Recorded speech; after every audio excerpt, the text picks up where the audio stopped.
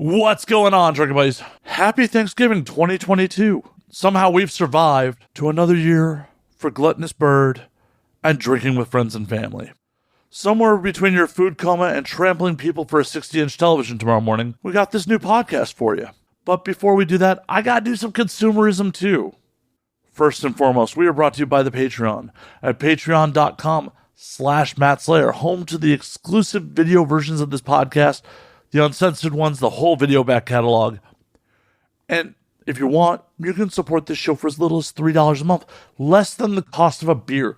And if you're sick of advertisements, the Patreon also comes with ad-free audio and ad-free video. Check that out today at patreon.com/MattSlayer. We are also brought to you today by something that I neglect to mention pretty often. There's a merch store at ANWD.net/merch. There's shirts, there's art prints, there's all sorts of stuff. Get yourself an Now We Drink shirt. Get yourself a poster of some of my random photography. All that helps support the show. Appreciate the hell out of you for it. I should probably go set a Black Friday sale or something. I think I'll do that. So be on the lookout for a Black Friday sale on the merch store. And last but not least, the easiest way you can support the show, honestly, is twofold. Tell your friends, share social media, let people know the show exists to help boost the signal. The second way is go to youtube.com/NowWeDrink and subscribe to the YouTube channel. Help feed the algorithm. The algorithm loves new subscribers. And I love the algorithm. Help with this symbiotic relationship at youtube.com/NowWeDrink. My guest this week is adult performer Jordan Maxx. Apparently, we know a bunch of people in common and used to drink in a bunch of the same bars in Chicago and had no clue. This is our first time meeting in person. It's like, this is just a weird, small Midwestern world.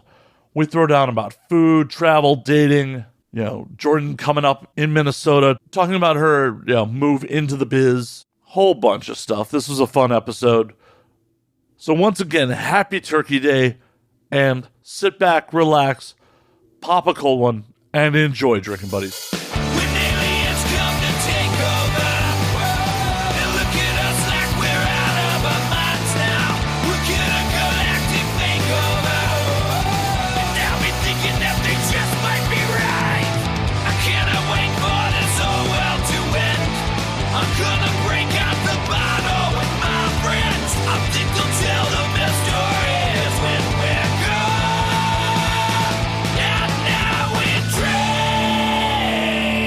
What's going on? We've been just bullshitting off air. Apparently we've known each other or known everyone in circles around each other for years. A while, yeah. It's like, we're just like, oh yeah, Midwest. And it's like these people. Like, yeah. Like, the fuck? Right. It's crazy. The fuck? We were probably at some of the same parties and didn't even know it. Yep. Probably, see me be ignorantly drunk places. And hey, me too. I mean, that's what you do in the Midwest. Exactly. There's, it gets cold. You got to keep warm somehow. Alcohol and fatty foods. There you go. Absolutely. Anything deep fried on a stick, sign me up. Spoken like a true Midwesterner. Right? Like, oh, fuck, I don't care if I have a shoot tomorrow. Let's go. Right. Fried foods. Right. Oh my gosh. Yeah. I mean, I love the Midwest. I love being from the Midwest, but I like LA. I like being out here too. Probably my favorite food, speaking of like fatty fried foods, the street meat, the LA Danger Dogs that you get at bar close. That is a gamble. Wrapped in bacon with the peppers and the onions. Sign me up every single time I see a cart. That's the only reason I carry cash is for that. And then the spicy fruit guys with the rainbow umbrella. Like, they're all up and down Melrose. And the taco trucks. Taco trucks, yeah. Taco trucks can be hit or miss. Well, you got to know the right ones. Yeah. Like the Leo's over at Sunset and Western. Magnifique. Okay. I'll keep that in mind. Like, if you're into El Pastor, they got the spit going with the fucking pineapple. Oh, so good. Ooh, nice. Sounds good. I like it. It's so good. So good. But on the Midwest front, like, I like that I came from the Midwest, but I'm happy I fucking left. Absolutely. Yeah. My plan, I'm back in the Midwest. I grew up in Minneapolis, lived in Chicago for a bit. I was going to go to school in Chicago. I was going to go to Columbia. And then changed my mind, moved out here to LA, went to fashion school at FITM downtown, lived out here for 3-4 years, and then just had to move back home for personal reasons. And I'm still there, but planning on moving to Vegas next year. So, yeah, I'm looking forward. I don't want to sound snobby or anything, but I feel like I've outgrown the Midwest. Did you feel that way? Like, 100%. Like, I just feel like, I mean, obviously there's nothing there for me as far as work, really. You know, I've got a content creator out there that I work with. He's great. His name's Brandon Slays. He's awesome to work with. But other than that, it's just, I got to do all my solo OnlyFans, solo customs. Like, I got to get out here. I got to get, you know. Well, and at least my biggest beef with the Midwest is people talk a big game about wanting to do shit with their life and then just don't. Exactly. Like, oh yeah, I'm going to play in a band. I'm going to create art. I'm going to do, and then I'm going to be a rapper. Right. That's a big thing. And then just don't. Right. Just fucking don't. Right. They just settle because it's easy. It's hot. It's difficult to watch a lot of times because you see your friends and you want to support them and you see their potential, and then it just kind of, it's like a, yeah. I painfully know because I foolishly, well, not foolishly, but I started a record label in the mid 2000s. And what was the name of it? It wasn't Victory Records. No, shit. If I was kidding. Shit. Are you secretly Tony? If I was, that's right. Just kidding. Scooby-Doo mask off. Mask. I would be living in a nicer apartment without a roommate if I ran Victory. Right. Yeah. But I started a small indie label like towards the death of physical media. And found a bunch of bands, like local regional bands, like through MySpace. Okay, yeah, that was how you did it. Yeah. And who did you have? Probably the biggest band, you made Maggot Twat. Okay. Which those guys, I just saw that they're doing a reunion show for the Holiday of Horrors at Reggie's. Oh, nice. I love Reggie's. Oh, that's such a fun spot. Such a fun spot. And I'm happy to see that those guys are still playing out, but it's like they also own a plumbing company. They're never gonna. Right. They're never, ever, ever gonna do anything. Or like one of the other bands I work with, like the lead guitarist is like the second generation of a glass company out in Wheaton. And every time we go to talk about like doing some touring, it's like, oh, I can't really take the time off work. I'm like, I thought you said you wanted to do this for a living. Right. So many of my friends, I worked in the music business for a little while. I used to sell merch on tour with my friends' bands. They were signed to like Rise Records, and we toured with Victory Records people, Fueled by Ramen Records, stuff like that. Like the small, the Midwest emo. Yeah. Pop punk, sort of. That's why you initially name dropped fucking Tony. Yeah. I was just like, well, I don't know. I think Chicago, I think Victory Records. I don't know. Well, no, you should. But yeah. Most people go Victory and not go Tony. Like, oh, yeah. Unless you're actually like involved. Right. Yeah, but I toured for a little while, and it was great. It was super fun. Met a lot of people. I've kept in touch with a lot of people. Like a lot, because I sold merch and tour managed. And a lot of my friends are still out there selling merch, but they've just been like they've gone from like the small, like 500 cap venues, like to like arenas and stadiums. Like one of my good friends, he just sold merch. He was like the merch manager for My Chemical Romance on their just recent tour. And like, he said it was crazy. It was wild, Yeah, that sounds like a lot of logistics. Yeah, lots of logistics, lots of merch coming in and out. He said it was wild, but he had a great time. When you get to that level, I feel like you're literally dealing with a rolling warehouse. Oh, absolutely. Yeah, but no, I have a lot of love for the music scene. What made you decide to get out of tour managing? It sounds bad, but like, because this was a while ago. This was the early 2000s, and it was just a boys' club. It was just not. It still is. It still is. I mean, but I have a lot of women friends who are very successful in touring still, but I couldn't hack it. Like I don't know. I just couldn't deal with the mental abuse that came with it, being like the only girl on like a tour package of like 25 guys. And I'm sure not all of them were cool. Exactly. Yeah. A lot of them treated me like their mom. Like we'd have a day off and they'd like give me their laundry and I'm like, wait, what? Like, Oh, see, I just assumed it was more like them making passes at you and all. Oh, I mean that too, but yeah, for the most part, it was, I was like the mom on tour, and I was what's worse? Sign up for this. Being sexually harassed or laundry. Right, I know, true. It's tough. It's a tough call, because you're just there. You're trying to be professional. You're trying to do your job, and then horny teenage boys or young adults, mid-20s. Get involved and no, but but you're too old for most of those pop punk dudes. Yeah, true, exactly. Yeah. Oh my God. Well, yeah, let's drink to that. Oh Lord. Speaking of like the early 2000s emo shit and all that, like I just watched a documentary about Is Anyone Up not too long ago. Ooh, on Netflix. Yeah. I haven't watched that yet. I want to. It's on my list. I heard that dude is garbage. Hunter Moore is a giant piece of shit. Worst human. And the crazy thing is, like, I remember being around people that were on the site who willingly self-submitted and all that shit, and it's just like we all just thought it was funny at that point. Like in retrospect, like, oh no, this dude is ruining people's lives. He basically created revenge porn. Like the laws and stuff are in place basically because of him. Like, I mean, at least that's what from what I've read about it. Oh no, they are. Yeah.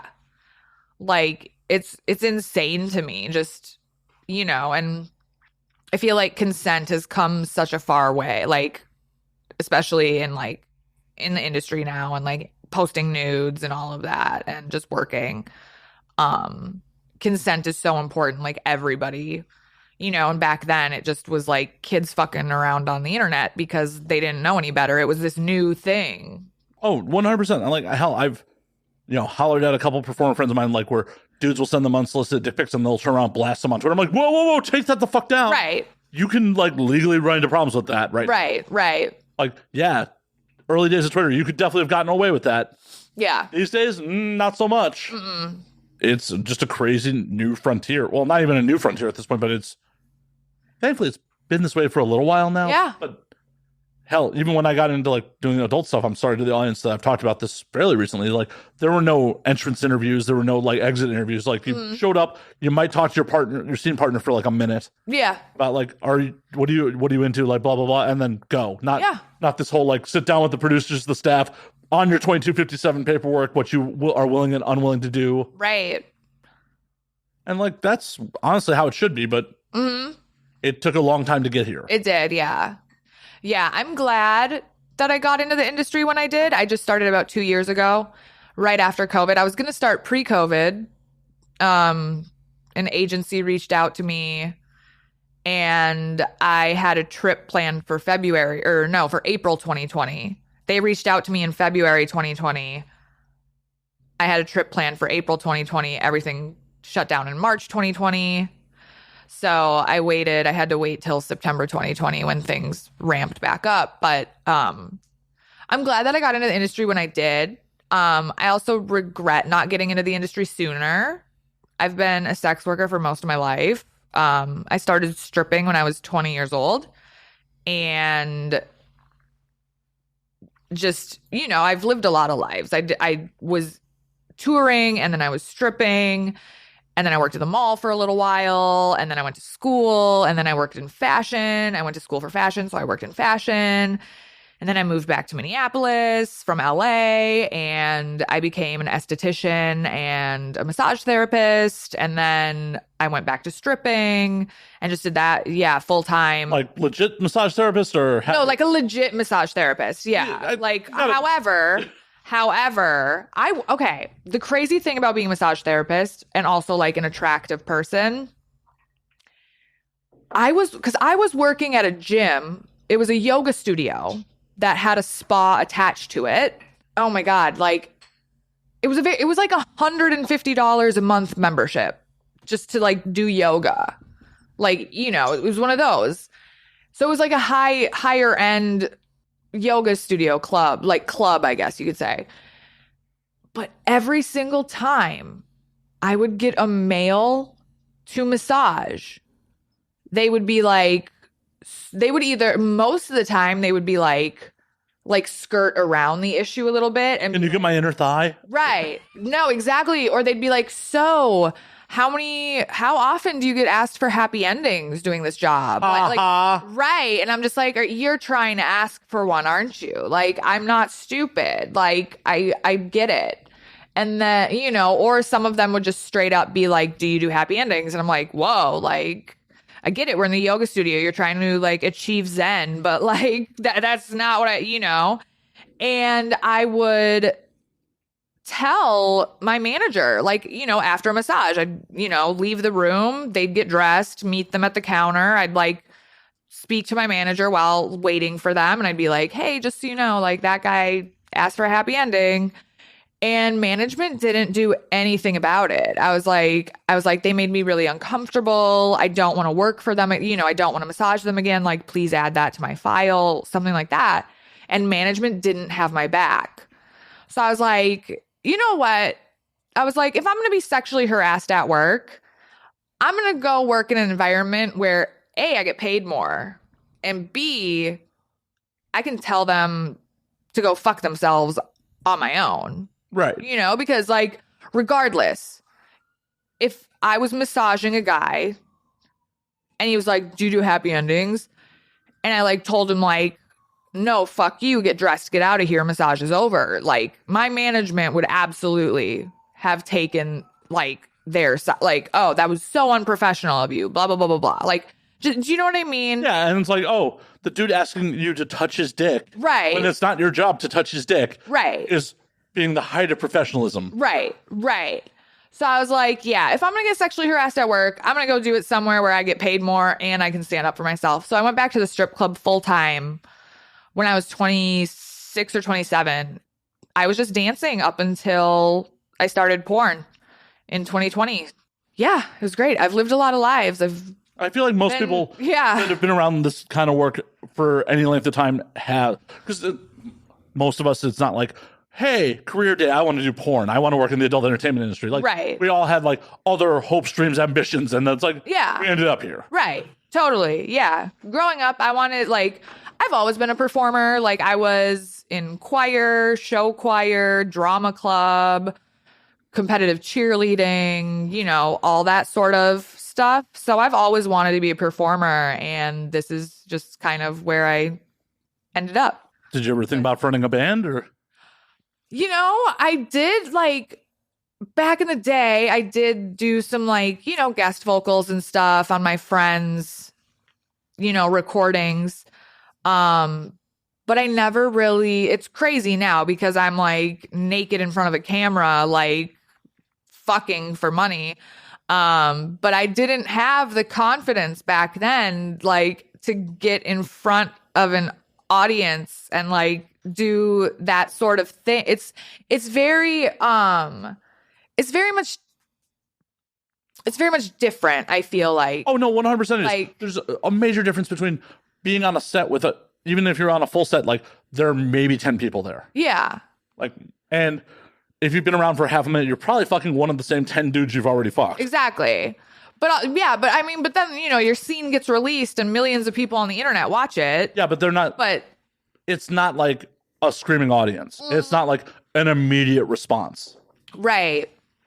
Yeah. I think, yeah, it's just something like, and also like I have this thing, like, not to say I don't care about porn. I care about porn. I care deeply about my performances. Like, I've said this before, like, I watch my porn like athletes watch game tape. I go back, like, when a new scene comes out, I will watch it start to finish 2, maybe 3 times just to like watch myself and like just be like, oh, okay, so, oh, that looked good. Okay, that didn't look good. Next time, remember to do this thing instead of that. What are you the most critical of in your own performances? What am I the most critical of? Most everything. I mean, maybe my dirty talk, I guess. Like, I should do more dirty talk. I don't really, like, I've got to read up on that and practice that. Read up on dirty talk? I don't know. They have, like, guides on the internet. They have guides for everything on the internet. Well, yeah. You know, like, here, how to dirty talk. Oh, my God. 101. I mean, I don't think you can get away with it, making that content on YouTube, but someone should make that content on Pornhub. Like, oh, yeah. Dirty Talk for Porn Stars 101 on Pornhub. Right. Like dirty, just dirty talk. Like, I feel like I need to be more vocal in my scenes. I definitely need to stretch more before I shoot. You're walking out of there with Charlie horses? Yeah, like my feet get cramped up. I'm eating like all sorts of bananas for the potassium. Keep me from getting shin splints. I don't know. It's the problem with being an elderly performer. I know. It's the problem with being a stepmom or a MILF. Yeah. My body's just not the same as it used to be. And also, being a stripper on and off for 15 years takes a toll. So, demanding physical labor right there. Absolutely. Absolutely. I took the summer off this past summer. This is my first trip back to Los Angeles since June. I took the summer off for what I call self-care summer. And because like I'd been living in Minnesota and working in like LA, Vegas, Miami, it's difficult. Like you fly, you're flying, you're on an airplane for 3-4 hours, and then you go to a hotel and you're sleeping in like an unfamiliar bed, or you're at your friend's house and you're crashing on their couch. So like that, and it's really hard to eat healthy when you're on the road. Like, Jordan, you're going to break the illusion that you're not being put up in the Ritz-Carlton? No. What, porn stars that have to crash on people's couches? Oh my God. Yeah, no. I mean, well, I have a lot of friends out here, so I like to see them, so I'm like, hey, can I crash on your couch? Whatever. I'm just, but okay. But no, but it's difficult to eat healthy on the road, because there's just so many like restaurant options. Well, and you already mentioned your penchant for fried food. Oh yeah. I know. It's so bad. But no, so this summer, when I first started, I was doing 2 weeks traveling, 2 weeks at home, and then 2 weeks traveling, 2 weeks at home, rinse, repeat. And I did that for about two years. Up until June, COVID finally got me. And I was like, I need to take a step back. I need to relax. I need to like get my headed back in the game, So over the summer, I took a break from porn. I was still doing like OnlyFans. I was still doing customs, but it was very much like on my terms. Like I wasn't like super active every day. Like I had just moved into my own apartment. So I didn't have anything set up, filming area set up yet. So it was very sporadic, but I did what I could. But I signed up with a personal trainer over the summer, saw her 3 days a week. I found a therapist. I see a therapist every other week. Mental health is so important, especially in this industry. 100%. Like, you got to make sure your head is right. And then I'm an animal lover, so I started fostering kittens for an animal rescue back home. Just for the serotonin and, doing good things. I was like, I'm home. I'm not traveling for, 4 months. Might as well do something to give back to the community. So that was how I spent my summer. You don't think doing porn is giving back to the community? I mean, that too, yeah. Think of all the mental health of people you're helping. Come on. It's true. You're helping with their dopamine levels. And That's true.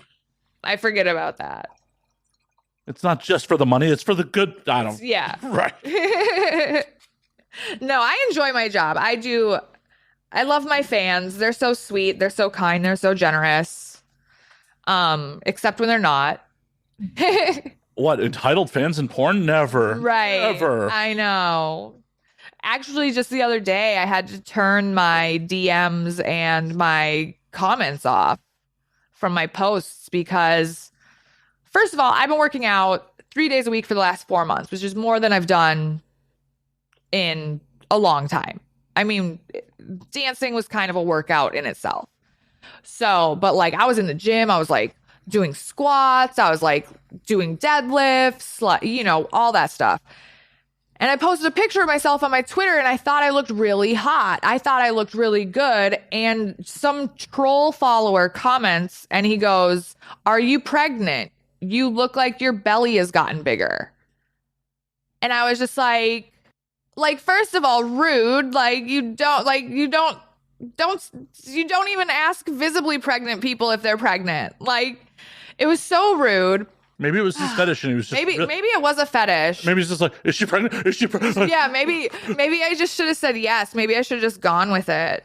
Should have been like, I don't know. That's $20 extra for me to answer that question. That's fair. That's a good point. I should do that. Maybe I'll do that from now on. Just charge them and then just tell them what they want to hear. Does that make you hot, baby? Would it make you hot if I'm pregnant? I do know that's a fetish. Oh, I know. What isn't? It's true. You know, you're probably helping the views with the smoking fetishes right now. Sorry. Oh, right. Yeah. Yeah. There's all sorts of, like, anything is a fetish. I know. It's wild. But yeah, no, that shit's rude as fuck. And people tend to forget that, like, hey, the person you fap to is a person. Right. Right. We've got feelings. We've got emotions. We've got opinions. We've got our day-to-day shit. We pay bills just like they do. You pay bills? I have someone who pays my bills. Samesies. Yeah. I wish. I wish, yeah. No, but, you know, we all got to go to the grocery store. We all got to drive our car. We're all people. Like, don't forget that. Yeah. know? It's a fucking problem. Yeah. It's absolutely wild that on one hand, people will absolutely forget that, like, performers are fucking people. And then on the flip side, be like, I love you. Like, you don't know. Right. Like, the person you just dehumanized, you love? What the fuck? It's bizarre. It's bizarre. It makes, yeah, it's bizarre.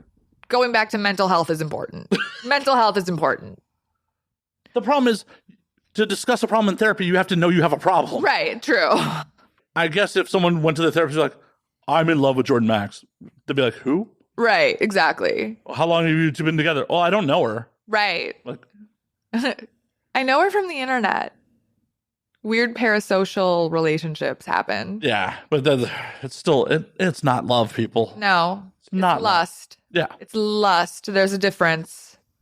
You got to learn the difference. Yeah, 100%. Like, that is one of the things that I'm happy with being an older dude these days, because definitely in my 20s, there were definitely some people who was like, oh, you're hot as shit. We hook up, there's like, oh, there's super strong feelings. Like, and the minute, like, the brain chemicals wear off, I'm like, oh, you were horrible. I just thought you were really hot and fun in bed. Right. Right. Exactly. As an old dude, it's like, oh, you suck. Nah, I'm probably still gonna have the orgasm, but then I'm out. But then I'm out. Yeah. Yep. Yeah. I do the same thing. I'm like, I'll go on dates. I'm single. I'm painfully single, but I will go on dates here and there. But it's just like, I don't know. I'm like, because I'm 36 now. It's like before, I used to look at everything through rose-colored glasses, so all the red flags just looked like flags. I often say I'm red-green colorblind. Yeah, yeah. And now it's like at the first, like, I don't know. I also think I'm like at the first time I noticed a red flag, I'm like, ooh, I gotta step back for a minute. I can be a little petty though as well. I did recently, I went on 3 dates with this young gentleman. He's very nice. He's a really great person. He was really nice to get to know. So our first date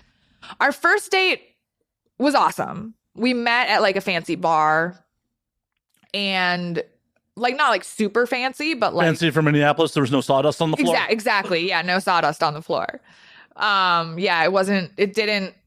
The name of the bar was not preceded by cowboy. But we went to this nicer, nice upscale kind of bar. And he showed up dressed in like a suit and like dress shoes and like, like a casual suit, not like a wedding suit or anything, but just like a blazer and dress pants and a button up and, nice shoes. And I was like, oh, that's so sweet. He like dressed up for me. Cause I like showed up in like boots and jeans and a sweater. So that was like, that is a young man's game. I show up like this because, like, girl, I'm not going to raise your expectations to a level unrealistic expectation. Like, yeah, because on date 2 or 3, I'm going to eventually show up like this. Right. And you're going to be like, what happened to the suit? Right. See, but that's the thing. So date number 2, we were going to go out, but like I have the foster kittens, like I mentioned. And one of the foster kittens wasn't feeling so well. So I was like, oh, I can't go out tonight. I got to stay home with the foster kittens. But if you want to come over here, like hang out with the foster kittens and, we can like, chat, watch a movie, whatever, that would be cool. So he came over again, came over to my apartment. wearing a suit again. Okay, at that point, that's a red flag. I was like, we're literally just chill. Like, because I was in like a hoodie and shorts. I was like, we're literally just chilling in my apartment. Like, why are you like, we're literally going to be like sitting on my kitchen floor, like with catnip and like feeding the kittens treats. Like, why are you like, what? And he knew this, he knew this coming over. I was like, yeah, just come over to my apartment. Super chill. We can just chill. Showed up in a suit again. And I was just like, okay. Third date was my deal breaker. I'm a big wrestling fan. Love pro wrestling. We went to an indie pro wrestling promotion. They had a show in a parking lot, like under a tent. Super casual. This time, he shows up in a suit and adds a fedora. Like an actual fedora or a trilby?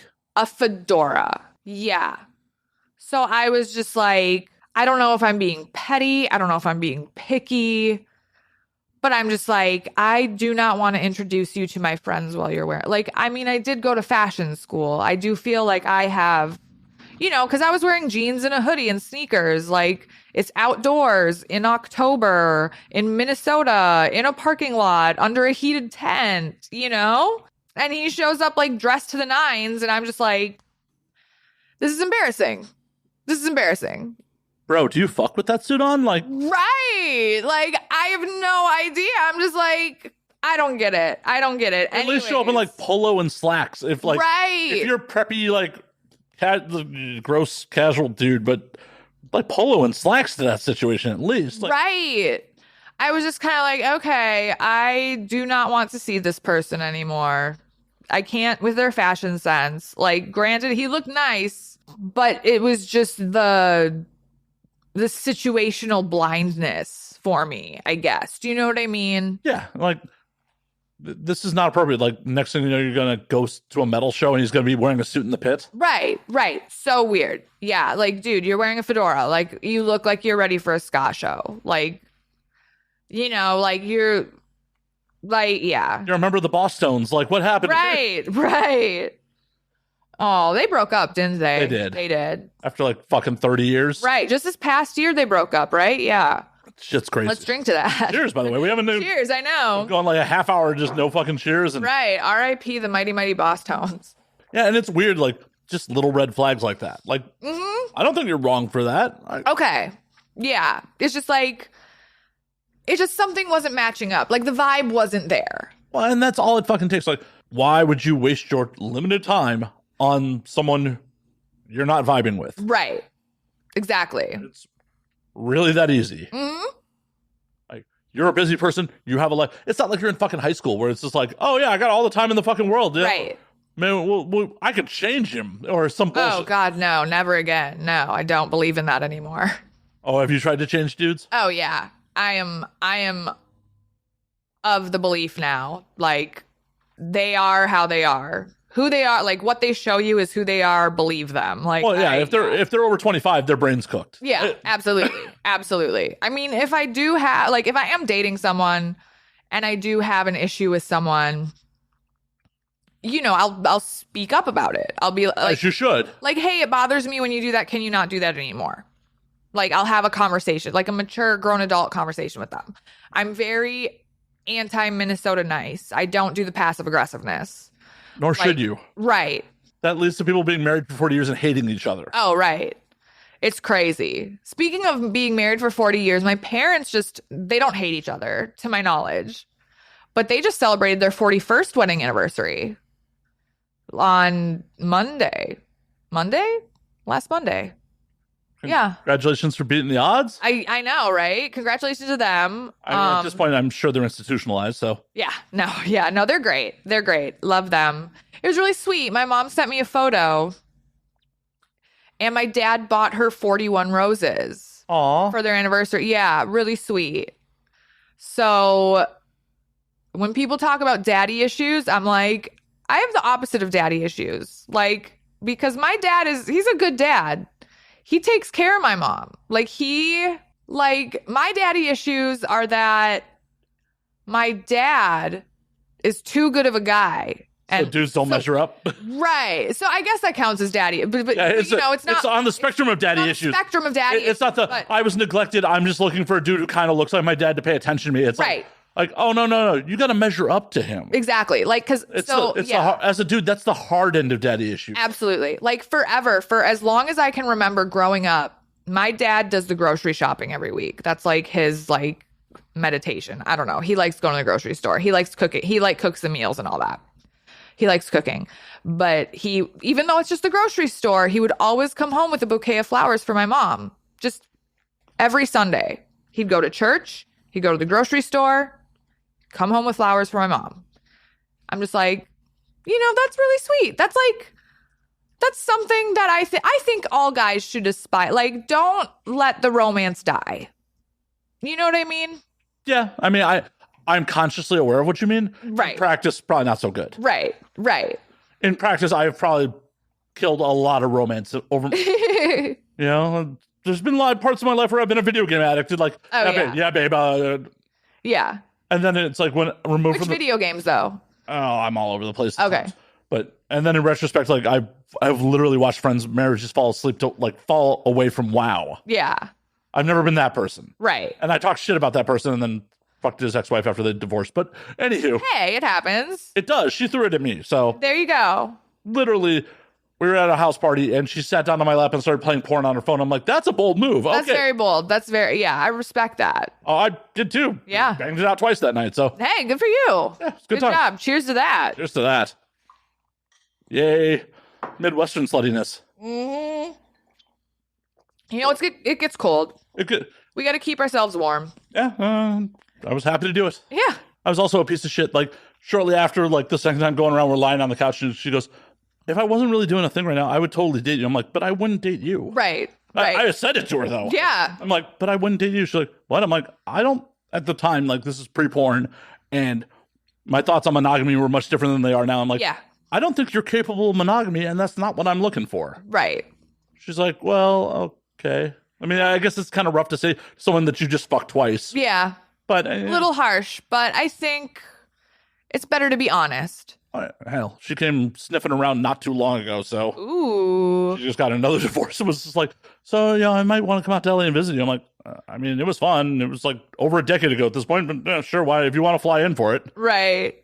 I'm going to put forth zero effort. Yeah. But then again, I think I upset her when she's like, I'm going to start an OnlyFans. I'm like, pump the brakes real quick, girl. Yeah. Like, if you want to start an OnlyFans, I'm not opposed to it, but you need to give this real long and hard thought before you start an OF. Mm-hmm. Like, you have a corporate day job. Yeah. Like, my dad's my boss. I'm like, that's cool. He might not be forever. Right. Yeah. No, definitely anyone trying to get into the industry needs to, yeah. I always thought about it as think about the very last person who you would want to see you naked or who you would want to know that you do this and imagine that they found out. They'll be first in line in a lot of cases. Exactly. It's what's your... That creepy dude at the bar who was always eye fucking you? Yeah. The minute he finds out you have an OF, you got that $20 a month sub right there. Absolutely. But and he'll be in your DMs all the time and fucking expecting shit from you because he's now spending $20 a month on your ass. Mm-hmm. Very entitled. Yeah, no, that's another thing. I'm glad I started porn when I did. I do wish I had started earlier because like I was saying earlier, I've lived many lives. I've had many different career paths, and my favorite career path has been the one where I am my own boss and I work for myself and I make my own money and I don't have to answer to anyone. But the thing about it is, if you had gotten in earlier, it was a very different business 7 years ago. Yeah. You may not have liked it. I know a bunch of performers who got in and are long gone at this point because they just couldn't hack the it wasn't even that they couldn't hack for circumstances beyond their control. Weren't getting booked. A lot of them, unfortunately or fortunately, depending on their mindset, had to turn to escorting to really make ends meet. And for some of them, not that there's anything wrong with that. There's nothing wrong with it if it's where you want to be. Right. If it's not where you want to be and you're... Right, if you're doing it like survival. Right. Yeah. that can be tough. That can be tough on the psyche. Right. Like, there's absolutely nothing morally wrong with it. Right. But doing any job that you have to do for survival It's tough. is tough. And especially one that is quasi-legal at best and carries heavy mental toll and stigma. Yeah, stigma. Absolutely. You know, is a rough place to be, especially if you got into doing porn because you want to be a performer, you want to be out in the spotlight. Now you have to do sex work, but in the shadows. Yeah, absolutely. That's a good way to put it. Yeah. It's honestly, if you have the right mentality to thrive in the porno hustlers economy now, Yeah. this is the best time to get in. Yeah, I agree. Yeah, no, you make good points. Yeah, definitely. Thinking about who I was 7 years ago too, just such a different person. Exactly. All the life experiences you had got you here. Yeah, totally. There you go. Oh, look at us being deep. Oh, shit. We're so deep. I need to make a dick joke or something. I know. Quickly. Right. Fuck. We're having real conversations about shit in this business, but I wish I had bought fucking Bitcoin when they were fucking pennies on the dollar. Oh, right. But I didn't. And I'm okay with that. Like, you can't cry over the spilled milk. Absolutely. There's 100 things that, like, I wish I had done, but, like, how would it... Just because you move that one piece around, who knows where you'd end up now? Mm-hmm. I know. It's like the butterfly effect. Yeah, exactly. So embrace the moment now and fucking go with it now. Absolutely. I'm here now. I'm going to enjoy it. I'm going to do my absolute best. And that's all you can do. That's all you fucking can do. Absolutely. So all the shit's beyond your control. Right. And you just got to plan for the things that are. Mm-hmm. Like, oh, hey, I got to engage with my fans. I got to make content. I got to, do all the things in the hustler porno society. Right. And you're already making the right moves. You're like, I'm moving back west. Yeah. I personally don't want to ever move to Vegas again, but you've lived in Vegas? I lived in Vegas for a couple of years. Oh, I didn't know that. Yep. Whereabouts? Summerlin. Okay. Yep. That's the area. I'm looking at like Spring Valley. Okay. Yeah. It was one of those things where, like, when I first got in the biz, I moved to Vegas because a director friend of mine said, hey, I'm opening up a studio in Vegas. Yeah. I'll have work for you. Yeah. Come to Vegas. So I went to Vegas first. Nice. Because at that point in 2011, the expectation was porn was going to get outlawed in California and everyone was coming to Vegas. I remember that. Everyone was going to come to Vegas. Anyways, I was just years ahead of time. And then by the time I moved to LA, like, more people were coming to Vegas, but it's still like things are still mostly here. Yeah. There's a ton more production happening in Vegas now than there was when I was there. But my problem with Vegas is, at the time especially, a lot of the industry that was in Vegas were older, more established stars that had like families and shit like that. Mm-hmm. And I was still being a degenerate scumbag who wanted to go out and party. Yeah, and it's like strip and all that. No, fuck the strip. Like, once you live there, you will never step foot on the strip. Okay. Like, once you live there, you'll be like, I go to the strip for restaurant week. Yes. Fine dining. Or going to a show at like Mandalay Bay. But that is the only reason. Like, House of Blues is in Mandalay Bay, or like other concert venues. That's the only reason you'll ever fucking. Yeah, Brooklyn Bowl is down there. Yeah, or someone will come in from out of town like Vegas. Right. You gotta indulge them. Exactly. You gotta play tourist for a little while. Yeah. That was the tough part about living in LA is, like, especially being from the Midwest, from Minnesota, like, everyone's like all of a sudden everyone's your best friend. Like, someone like you maybe talk to 3 times will hit you up like, hey, I'm coming to LA. Can you show me around? I'm just like, no, I gotta fucking work. Right. I live here. It's worse when you're in Vegas. I'm sure. And the other problem I found with Vegas is it's a really rough town to meet new people in. Okay. I have a solid group of friends out there already. So my original plan before porn was, so in 2018, I used to dance at the Spearmint Rhino in Minnesota. In 2018, I spent half of my time up in Santa Barbara and half of my time in Minnesota dancing at the Spearmint Rhino. My best friend from Chicago, from Crystal Lake. We've been friends since we were 20, best friends since we were 20. She has a job that she has to travel for, but she also has cats. I'm a cat lover, if you haven't been able to tell already. I know. Crazy. Surprise. Right. But she would go out of town for work and she wouldn't have anyone to watch her cats. And I was like, so she was like venting to me one night. And I was like, is there a strip club in Santa Barbara? Because like, it's a college town. There's a lot of divorced dads who live there. I was like, there's got to be a strip club in Santa Barbara. Right. Google it. There's a Spearmint Rhino 2 miles from her house. I'm like, you know what? I'm like, your problems are solved. I will take care of your cats. I will work at the Rhino, and we're good to go. So all of 2018, I spent like half the amount of time, like 6 months in Santa Barbara, 6 months in Minnesota. 2019, I graduated to Vegas, and started dancing at the Rhino in Vegas, and spent like half the time in Vegas, half time in Minnesota. Before I started porn, I was fully making a plan to move to Vegas. And then COVID hit, strip club shut down, but porn picked back up shooting before the clubs reopened.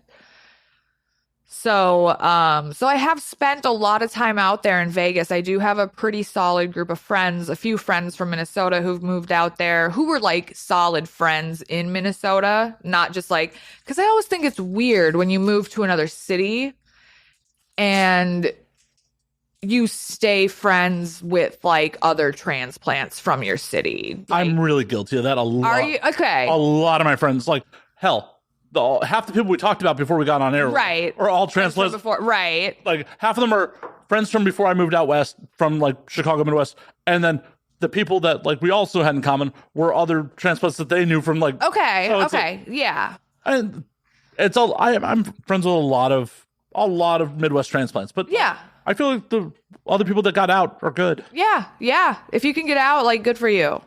It's the people that are still there that are the problem. There you go. There you go. As I said, Vegas, like, it's just a rough town. If expanding that circle of friends, it's rougher than here. Mm-hmm. It's just because people that have been in Vegas for any length of time kind of expect you to be transient. Because the city is so people just move there for such a short period of time. Yeah. So people are very cliquish. Like, they just expect you not to be there, or they are transient. So you start expending time, energy to become and then they fucking move on. Yeah. I'm also being a little unfair. I was traveling full time, like, when I was there. Oh, okay. So I was just like, this is just my experience. Also, Vegas is super suburban. Yeah. And I just don't feel it. I don't feel the super suburban feel. Yeah. Yeah, you like walkable neighborhoods and stuff like, yeah. I like walkable neighborhood. I like just a little. I live in Hollywood. I like it a little grimy. Yeah. Yeah. See, I'm the opposite. I like nice things. Like, I don't think, like, I lived in West Hollywood when I lived here. I went to school downtown. Didn't like downtown's changed a lot. It's really, like, there are nice pockets of downtown LA now.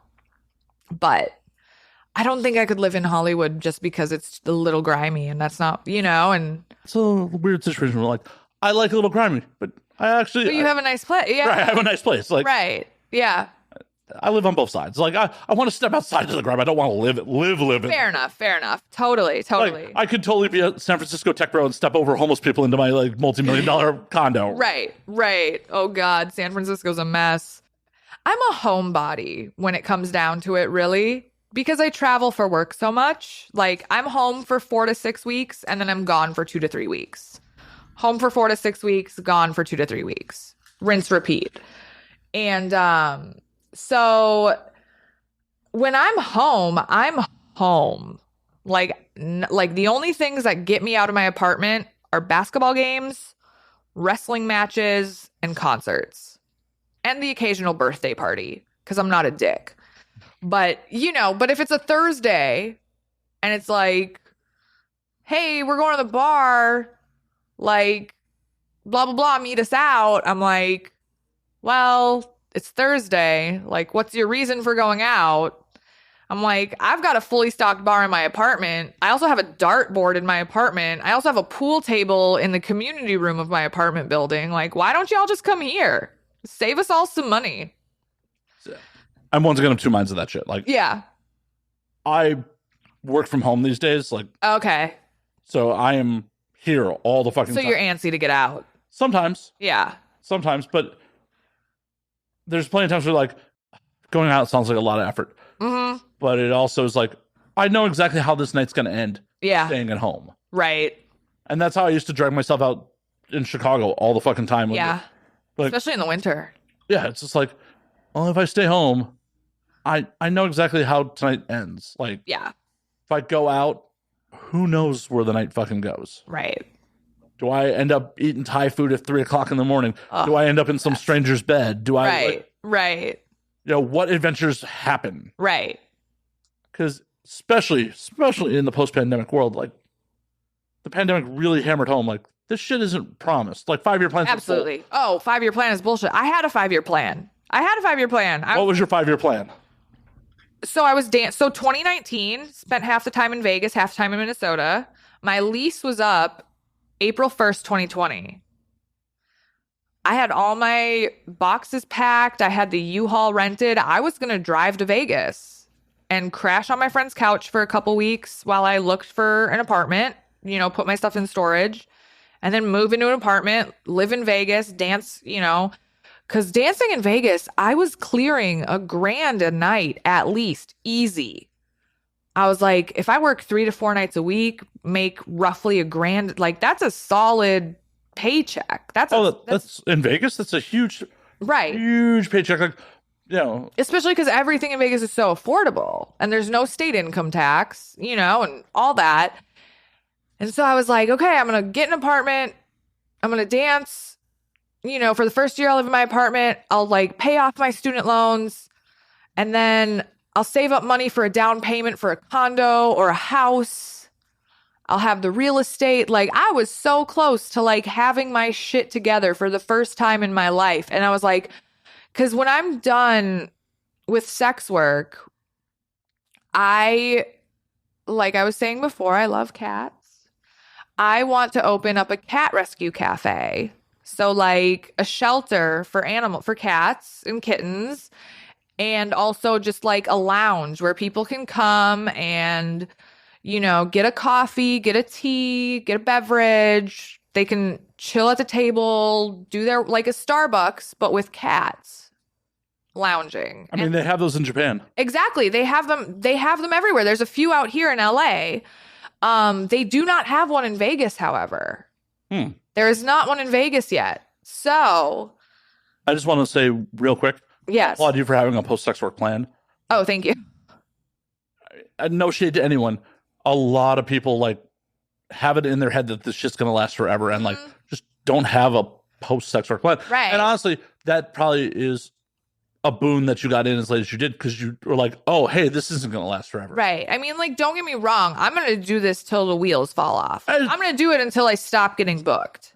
As you should. I'm not saying you should pull out anytime soon, but the reality of the situation is eventually you're not going to get booked. Right. That's just how it is. Right. Time passes, catches up with fucking everybody. Right. And the amount of performers that I've met over the years were like, hey, so what's your performing plan? Even if it's get behind the camera full time. Right. I've gotten just dead-eyed looks like, huh? Right. I mean, I'd love to stay in the porn industry too, like being an agent or a producer or coming up with scripts, coming up with scenes. Like, I'd love to stay in the industry as well. But I also, I could always do that part-time while I take care of the cats full-time. Right. I mean, options. No matter what the plan is, the fact that you have a plan is fucking admirable. Thank you. Yeah. I'm a planner. I'm a type A personality. I'm like very much a control freak. So, yeah. Folks, the amount of like texts I got before Jordan showed up tonight was like, can we push an hour? I'm going to be there like 5 minutes late. I'm going to be there 10 minutes late. I'm going to be there 20 minutes. Ubers are nightmares. But just like updating me every step of the way. I'm sorry. It's appreciated. The amount of guests over the years that it's just like, are they fucking showing up tonight? Right. Yeah. I'd much rather have over communication about you showing up than, just me pulling my dick like, well, I guess I'm doing the show alone. I guess, yeah, cool. I built the set for fucking nothing. Cool. Yeah, no shade whatsoever, but it is indicative of, like, as you say, a type A personality. Yeah. I'm also an Aries, I don't know if you believe in astrology. Are you an astrology guy? A little bit. I live in LA. I have to. You have to be. Yeah. So I'm a big believer in astrology. I'm amazed you haven't asked my sign yet. So. Yeah. What is your sign, by the way? Oh, now that you threw it out there. I'm an Aquarius. An Aquarius. Okay. Very nice. Does that register? Does that make sense? It does. It does register. Yeah. I actually, on Monday, I drove up to Santa Barbara to see my best friend. And we stumbled into this hotel bar, the Hotel Californian up there. Gorgeous, gorgeous hotel. If you have $900 a night to stay there, highly recommend it. I have $900 a night. I'm not going to Santa Barbara. Right. I do not have $900 a night. So we didn't stay there, but we went to the bar because her friends were DJing. But it was like very vibey, like 70s disco, early 80s, like, you know, like. So the people who can afford the hotels, their heyday. Yes. So we were chilling in the hotel bar.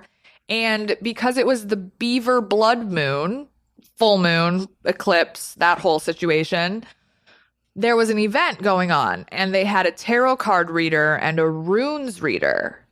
So, you know, we both got our runes read, and it was pretty insightful. It was pretty interesting. The things that, you know, because what you do, like, the runes are stones, and they have etchings on them, like symbols.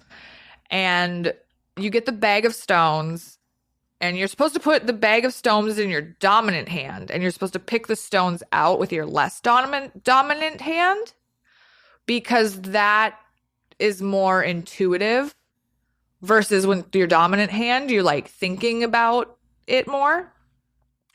But it was really nice. It was like a therapy session. It was great. Very insightful. I learned a lot about myself that I didn't know was so obvious, but apparently it is. What'd you learn? I'm a hopeless romantic, but I'm also very slutty. I know, right? Oh my God, you're very slutty. Oh my God, who would have known? I know. I'm like, I'm an Aries sun, a Libra moon, and a Scorpio rising. So for any of the astrology heads out there. Yeah, see, I'm not that deep. I don't know my moon and my rising. Oh, you should totally learn about it. It's super interesting. Well, I have to. I tried dating the city, so There you go. Yeah, to find those out, all you need to do is, you know, find out what city you were born in and what time of day you were born. And then you can just go online and you can chart it out, and it tells you like where the stars and the constellations were in the sky when you were born. And that kind of, you know, gives you your personality for life. I thought this did. But, I mean, drinking helps. It's social lubricant for a reason. Absolutely. But no, it was a great time. Santa Barbara's beautiful. Astrology's cool. I don't know. I'm into all that stuff. There's nothing wrong Very with that. spiritual. I was raised Catholic. I went to Catholic school, kindergarten through 8th grade. Gross. The fastest way to leave a religion, like to leave Catholicism, is to go to Catholic school. Just a nightmare. Like, and it was like an old fashioned, like we had nuns for teachers. Like we would have to like clap the erasers together for like when we were punished, like to clean the erasers and clean the blackboards, and you know, it was bad. Sometimes they would withhold lunch from us if we were bad enough. It was not a great. How many times did you get lunch held back? A lot. I questioned authority a lot because my beliefs didn't line up with the beliefs of the Catholic Church. So probably around 7th, 8th grade, when I was about to leave the school, I was like, this is bullshit. I hate it. The premarital sex thing, I think, probably. Premarital sex, fuck that. You know, and they're just... Catholicism is just very controlling. All organized. Yeah. All of it is. Hey, at least Catholicism doesn't stick you on a boat in Florida for months at a time. True. Oh, shit, I'm in earshot of them. I probably should. Yeah. Gonna come kick in the door. Right. Tom Cruise is like on his way over. He's like rappelling down your building. He's only 5'7". It's okay. It's fine. Oh God. Yeah, you are right by the Scientology Center. I'm by a few of them. A few of them. Yeah. Like they own so much property in Hollywood. Yeah. There's a really big Scientology Center in St. Paul, which is Minneapolis' sister city. They're just on the other side of the river for people who aren't good at geography. Just most Americans. Most Americans, just letting you know. And it is so weird. It is so bizarre because the first time I was exposed to Scientology was when I lived here.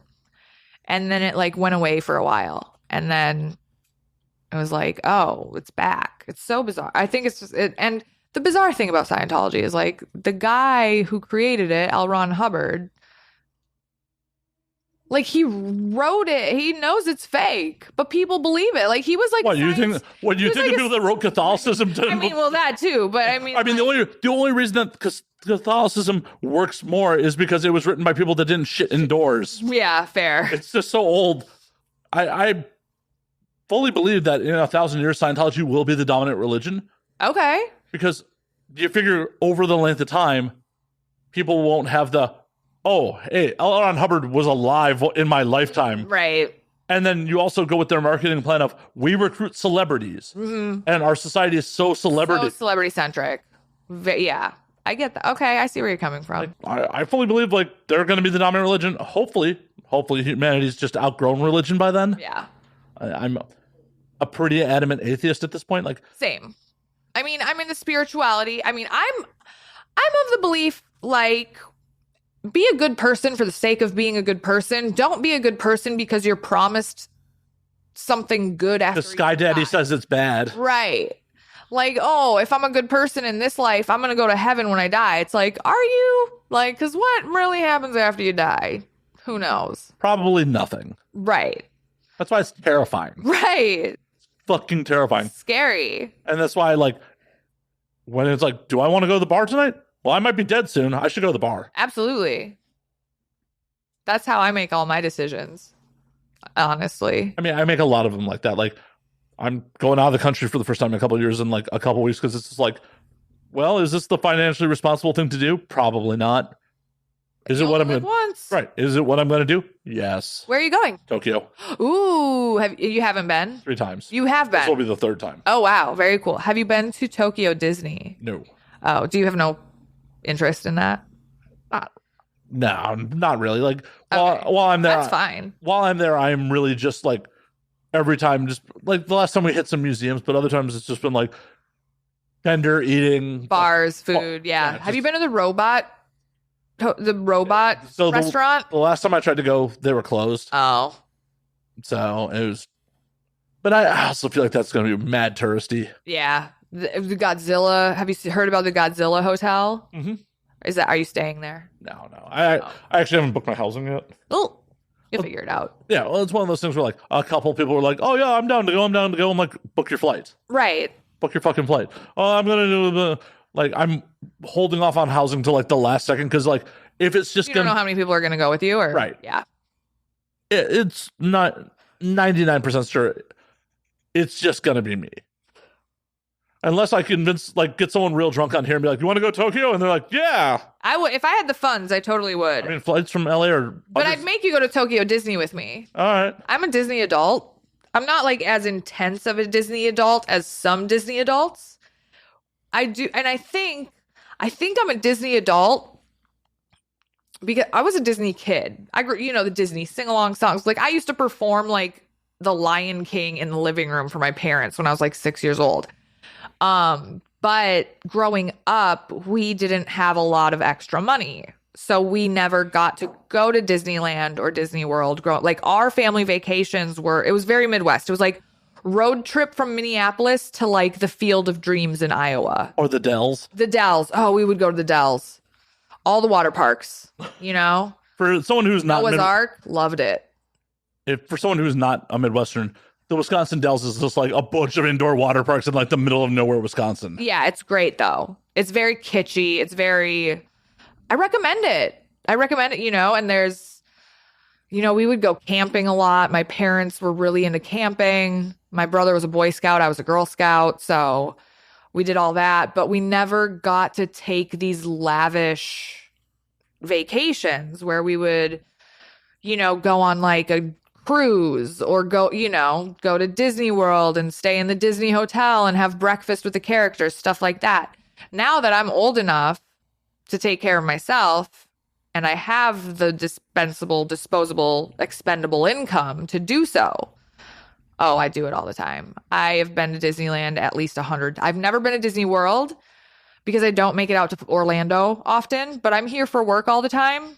Yeah, why not drive down to Anaheim? Exactly. When I lived here, I had an annual pass. Like literally my boyfriend at the time and he would pick me up from school And we'd just, my class was over at like 3, 4, 5 p.m. We just go straight there, have dinner, ride 2 rides, watch the fireworks, come back. Loved it. But back to Japan, I heard that the technology at Tokyo Disney is far beyond the technology at the Disneyland and Disney World here. So wouldn't surprise me. That's something I think would be interesting to check out. Once we get off here, I'll show you pictures of the Disney store in Tokyo. Oh, really? It's insane. Okay. It's utterly insane. Yeah. I've been to Disney World. I've been to Disneyland a couple times. It's just like, I don't know. Disney World was, as a kid, and I have some childhood trauma from it. So. Oh, okay. Oh, no. Oh, it was one of those things where, like, my grandparents took us, like, a family trip in 5th grade. Yeah. And I got picked for, like, we were at MGM Studios, and, like, they had, like, they dressed you up in a costume, and, like, you got to, like, interact on television. And this is before I knew I needed glasses. Oh, no. I couldn't read my lines off the fucking teleprompter. Oh. And I'm sitting there, like, holding, like, in this costume, like, holding a baseball bat, like, and everyone on the ride's, like, looking at me.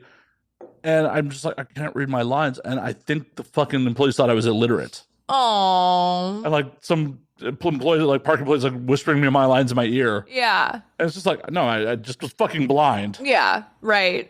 But it's just like, oh, that's some childhood trauma. Yay. Yeah, no, absolutely. Yeah, no, I have no Disney-related childhood trauma, so maybe that's why I enjoy it so much. Well, and I'm much more of a Six Flags person. I like rides. Okay. Great America used to be my jam. Okay. I'm not anti-rides. I like, Disney California Adventure.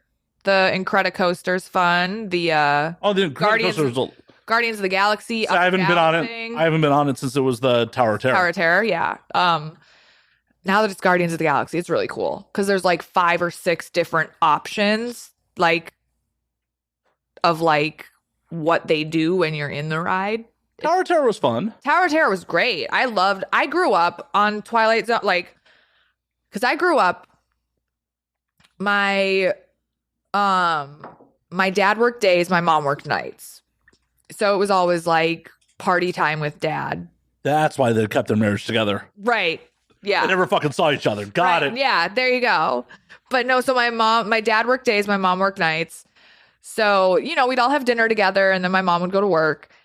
My dad was just like, he'd just watch TV with us. We'd watch the nightly news. I would never understand anything that was going on. But then after the news, it was Star Trek: The Next Generation. So we'd sit there and we watch, the 3 of us, my brother, my dad, and I, would watch Star Trek. And then, a little bit later after that was like Twilight Zone reruns or Tales from the Crypt or Unsolved Mysteries. Like, oh, that's real. Right, I know. Real. Right, real. But yeah. I grew up like kind of a creepy kid. I was kind of in a we'd watch Star Trek, we'd watch Star Wars. I was very much into sci-fi and horror growing up and just spooky stuff. Like, it's like Halloween year round in my apartment back home. But probably should clean those cobwebs up. I'm just saying. I mean, the cobweb, yeah. I mean, maybe that should have been a red flag for the dude in the suit when he's like came in like, why is it fucking Halloween here? Right. Why do you have a Christmas tree with pumpkins on it, even though it's September, October? I don't know. It's how I live my life. Maybe he just like, I'm going to keep showing up in a suit and... Until she takes down her Halloween decorations. Oh, no, just till you passively aggressively, like, it was his passive aggressive move for you to like stop seeing him. Oh, maybe. Ooh, I never thought about it that way. Ooh, you might be onto something. I mean, he has Minnesotan, so the passive aggressiveness is definitely there. Oh yeah, maybe he like wanted to break things off with me and he was too nice to do it. So he was just like, I'm going to be a bigger douchebag. Yes. Oh my God. Wow. My mind. Yeah, check his gram. Like if he's like in jeans and a like t-shirt in his Instagram, be like, motherfucker. Right, exactly. Like, how dare you? You piece of shit. Oh my God, so funny. That's gonna keep me up at night tonight now. My bad. No, you're fine. I'm gonna think about like, oh man, he played me. How dare he play Jordan Maxx? Like, how dare he? Doesn't he know who I am? Right. No, it's fine. People fap to me, goddammit. Oh man. What if that was the plan all along? You fucked me up in the head now. I'm sorry. Like, I totally derailed the podcast. Like, Yeah, I'm like, yeah. Like, Hello Darkness, my old friend, is like playing in my head right now, and I'm just like zoned out. sorry for me looking at a weird angle on. No, I appreciate it. That's a good thought process, actually. That's a good tactic. Maybe if I'm on, no, because I'm not that nice that I won't tell people that I don't like them. I mean, I'll tell them I don't like them in a nice way. I don't think this is working out. Like, I'm just not feeling the vibe. Jordan, break up with me right now. Let's Okay. All right. So, hey, it's been really great getting to know you. You're a super awesome person. But I'm just not feeling a vibe here. I just don't think this is headed in the direction that I want it to go. Where do you want it to go, Jordan? Like, I can change. I can change. Oh no, don't do that. But like, don't start crying. Is this because I didn't get you enough flowers, or what did I do? It's not you, it's me. Oh, the worst line ever. I know. I don't think I've ever said that in real life. Have you? I've never said it. I've definitely thought it. Like, I've talked about this on air, and sorry for recycling it for the audience, but I definitely went out on a date with a woman where, like, she was too nice. Oh, okay. And, like, not like an off-putting way. It was just like, I feel like fundamentally we are very different people, and I am going to hurt you. Okay, yeah. Like, it really is me. Like, I would probably enjoy fucking you, but I see there is zero future here. Yeah. And you don't seem like you'd be the kind of person who is down to just fuck and go about their day. Right. So I'm not going to waste either one of our time with me potentially being a piece of shit here and you being a nice person. Like, it was just like on the date, she's just like, yeah, my mom's my best friend. And like, oh, my mom's my best friend. I get it. Judging so far. Yeah. There's some fundamental differences in the personality there. It seemed just a little too wholesome. Oh, got it. Yeah, it was just like, I've been a piece of shit sometimes. And like, yeah. And it's my own bias. I don't have the best familial relationship. Like, I've been the black sheep for my whole fucking life. Oh, same. And it's like, I do not fit in with my family. Right, I got written out of the will. I got written out of my grandmother's will because of being a stripper. And the funny thing is, so I have a very small family. I have my brother and 2 cousins, and that's it. And, it's my mom, my dad, my uncle, who is my mom's brother, mom, dad, uncle, brother, me. And then on my dad's side, grandma, aunt, and her 2 kids. That's like my whole family tree. That I mean, I'm sure there's more relatives, but none that we're close with. Right. Okay. I was 27 years old. I was dancing at the strip club. I'll tell you this. So when I quit the massage studio and went to the strip club, not only was it because I wanted to, make more money, but at the time, my mom had cancer. And so she's fine. She beat cancer. She's good now. But I was living with my parents at the time, and my dad was working during the day, and I was working during the day. So my mom would just be home by herself all day. So I was like, yeah, I'm gonna work nights now. I'm gonna make a sacrifice. Like my parents made sacrifices for my brother and I growing up. So I'm like, I'm gonna go back to the strip club, make a lot of money, give back to my parents, help them with the cancer bills, help them with the groceries, help them with the electricity, whatever they need. I've got them.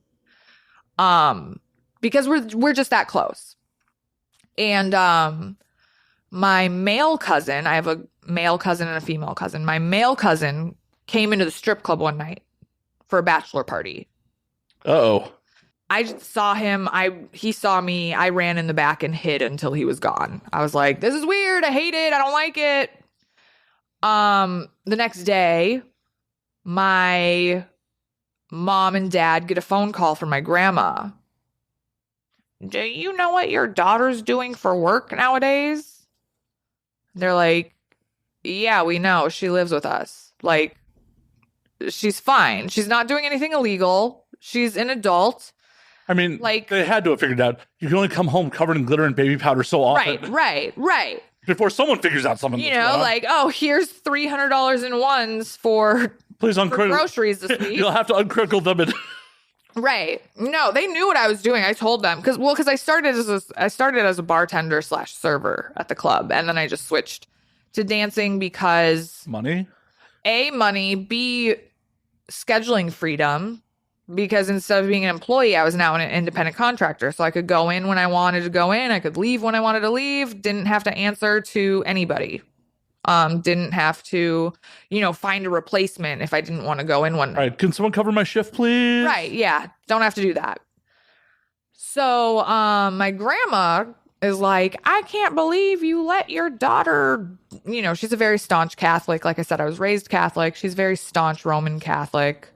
Like, to this day, she plays the organ and the accordion at her church, which is kind of dope. Like, organ players and, like, accordion players are rare. I was really going to make a horrible joke there. Like, oh, guess it runs in the family to play the organ. Yeah. It was horrible. Don't cancel me. It was a horrible joke. But I'm in the audience. You can't cancel me. I'm not going to cancel you. You're good. But no, so my grandma called my parents and was like, I can't believe you're letting your daughter do this. And they're like, it's a legal profession. She's not doing anything illegal. She's not doing anything wrong. She, she's an adult. She makes her own choices. We're not paying her bills. You're not paying her bills. What say do you have? Like, my parents had my back, and they've always had my back, and I really appreciate that.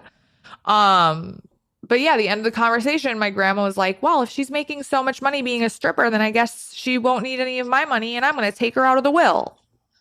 Have not talked to that side of the family since that day. Well, that cousin should be dead to you anyway. Oh, absolutely. Absolutely. Fuck that how dude. Are you going to squeal?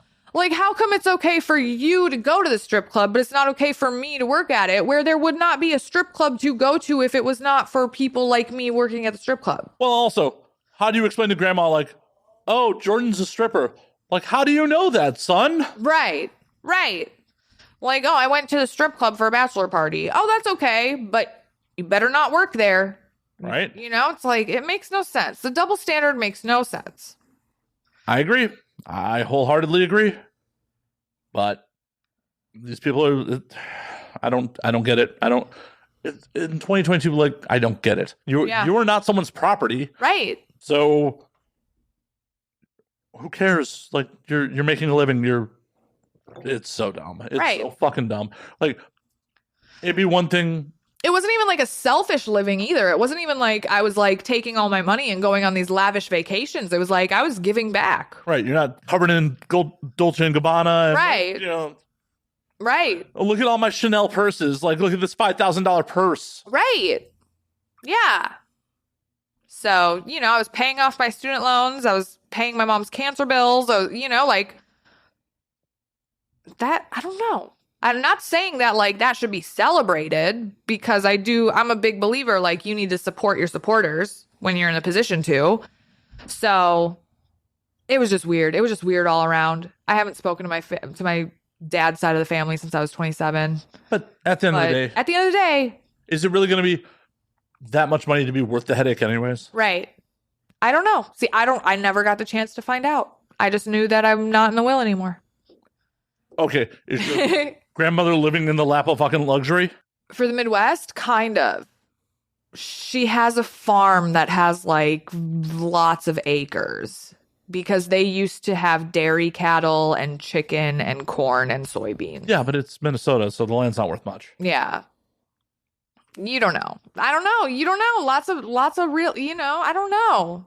Lots of corporate farms trying to buy up the smaller farms land. The cool thing though, that was really cool growing up, having grandparents that lived on a farm, because it was like a little, they only lived an hour away. It was a nice little day trip, got to experience, we got to ride horses. We got to When they would get their shipment of chickens, we would help unload the chickens from the pallets and put them in the little barn. And I have some really good childhood memories from, because I grew up a city kid.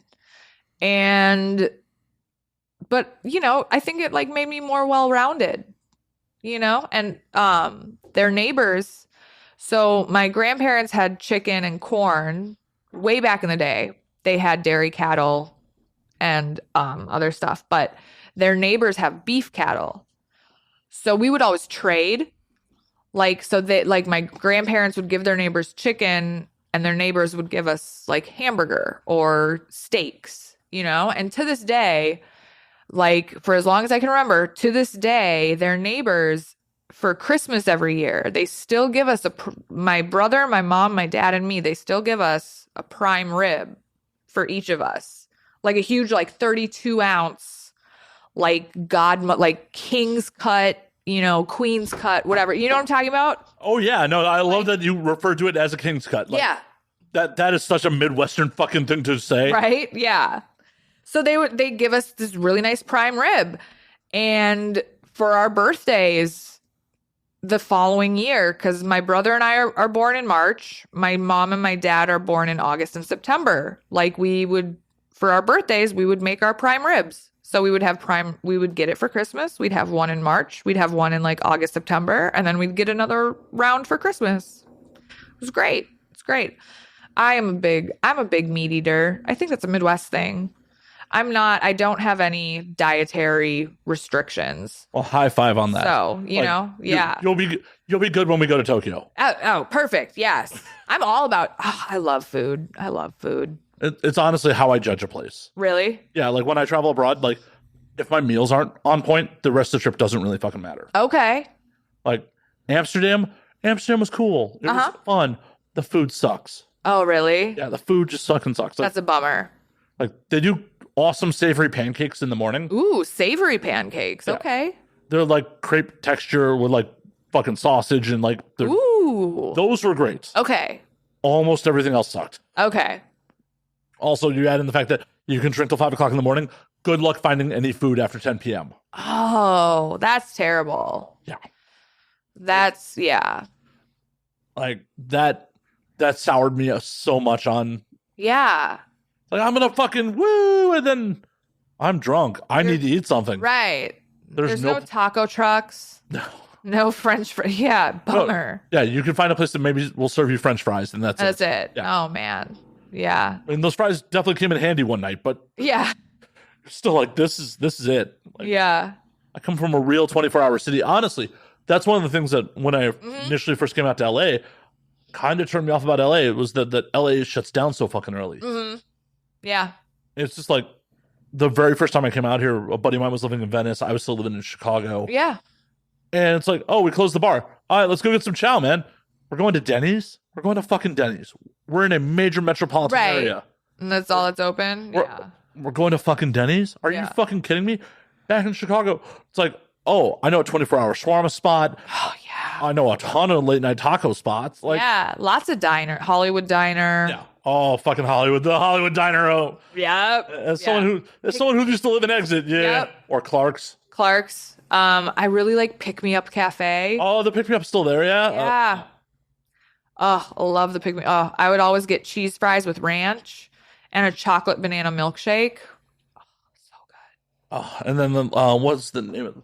There used to be a fucking diner that I used to go to fucking... I mean, there's a Chicago diner, which is like famously vegan and stuff, yeah. Yeah, well...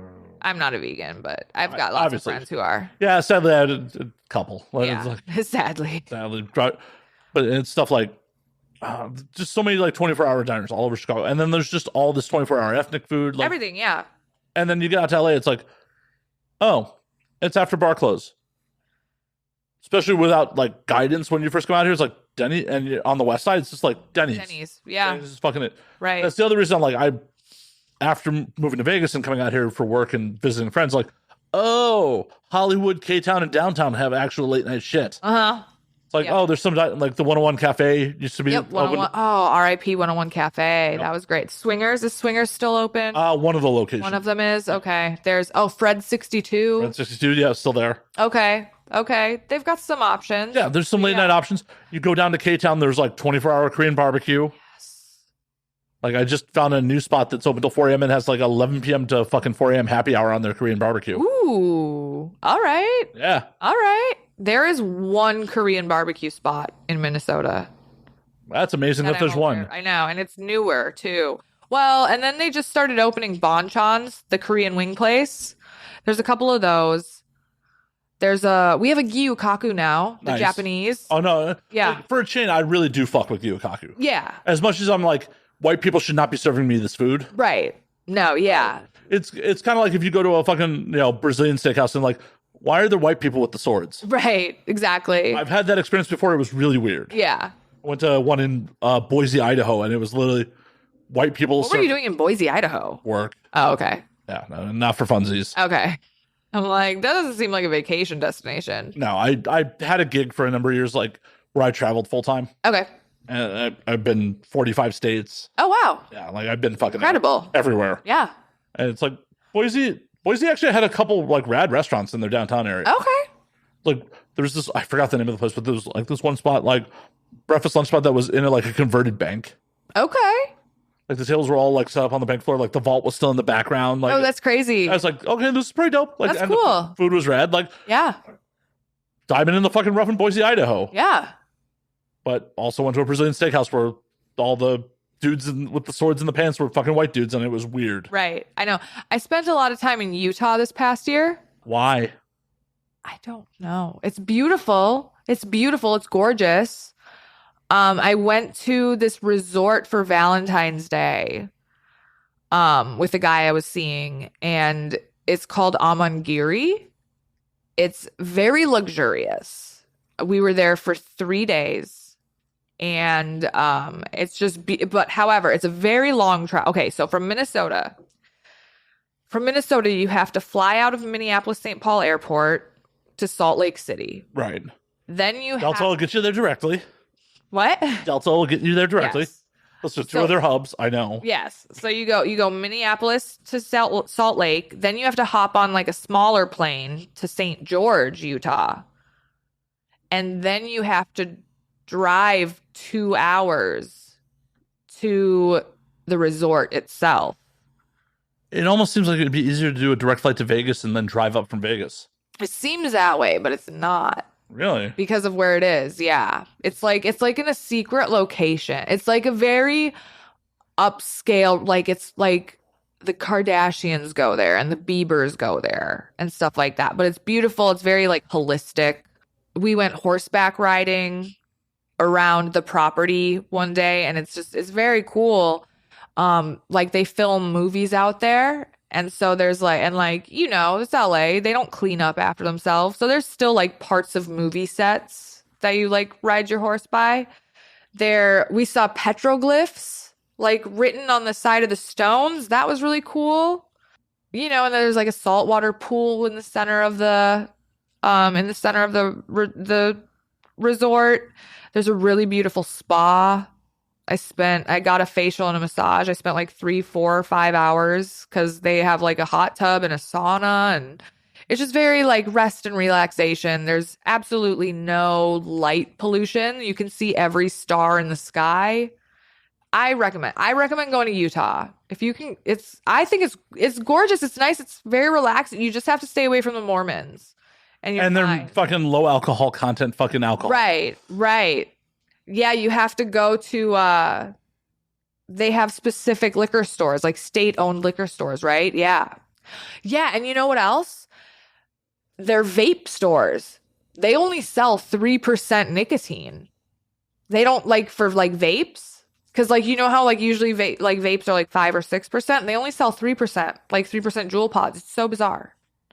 Home of the free.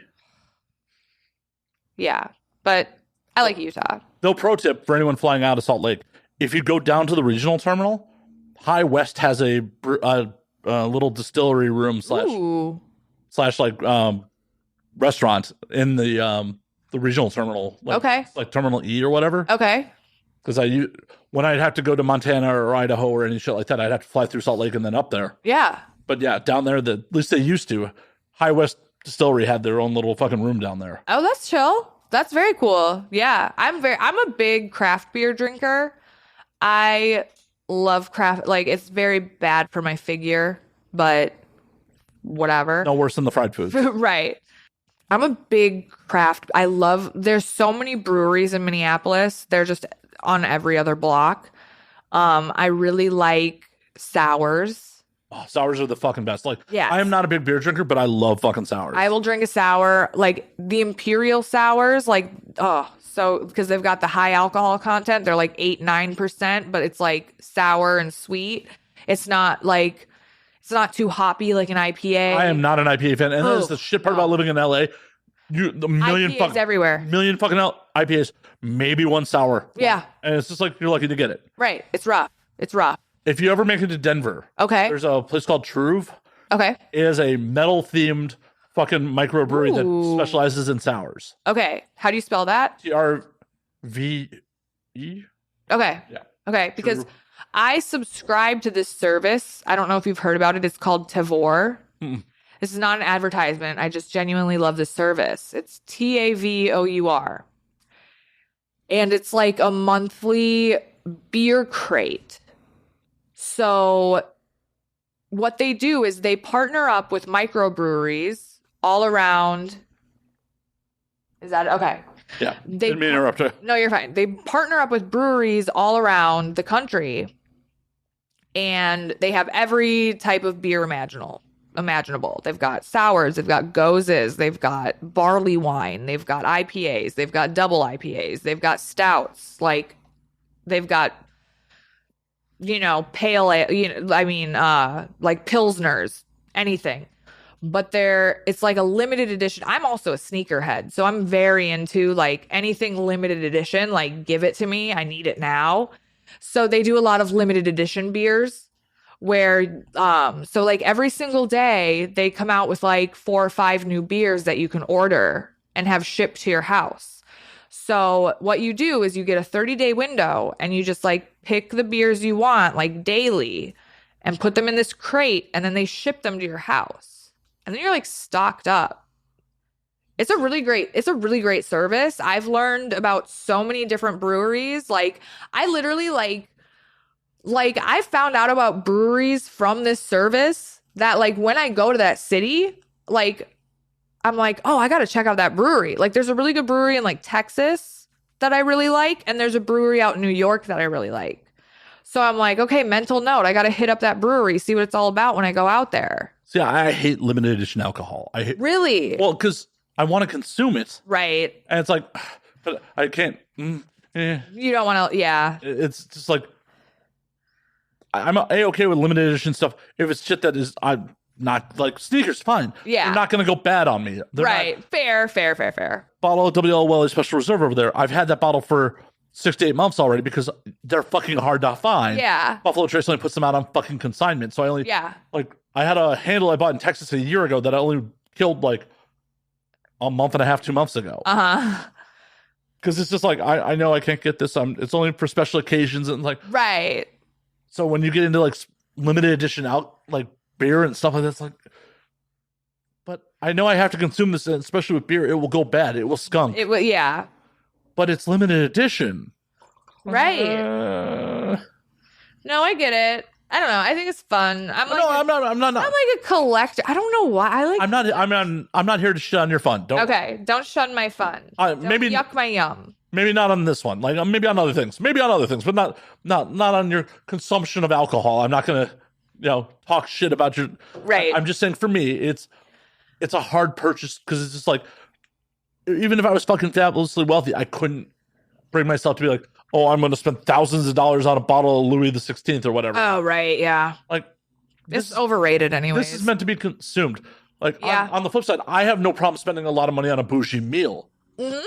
But with a bougie meal, that is an experience. Yeah. That's part of it. Like, I will happily. When you're like out at the restaurant and they're serving you. Right. Like, yep.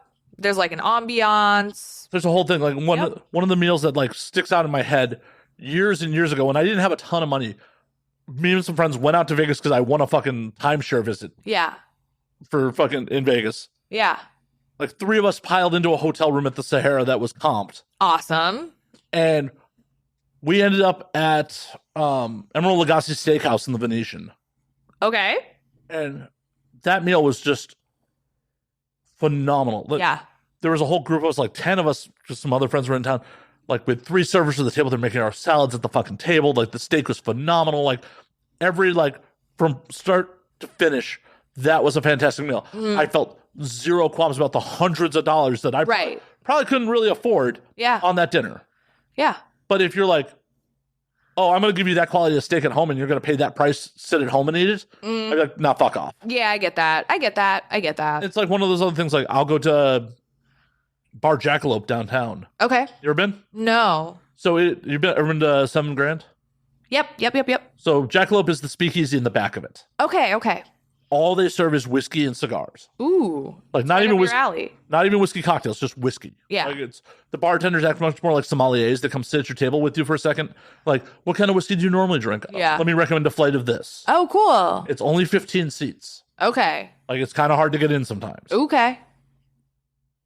For a bottle, you'll often pay what you would get a bottle for if you could get the bottle because they have a bunch of rare shit for a pour. Yeah. And I'll happily do it. Yeah. For the ambiance, the experience of it. Yes. Yeah.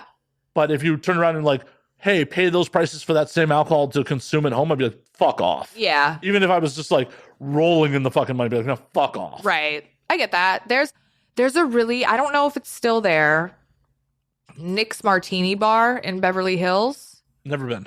I'm gonna look up if it's still there. It's very cool. It's like a martini lounge. They have live jazz music. Keep telling me. But it's a vodka base because it's a martini bar. It's a vodka based bar. Okay. I didn't know if it would be gin or. Oh, yeah. Well, some gin, mostly vodka. But they have this walk-in freezer that you can go into, and the temperature and the humidity is set like perfectly right for the vodka.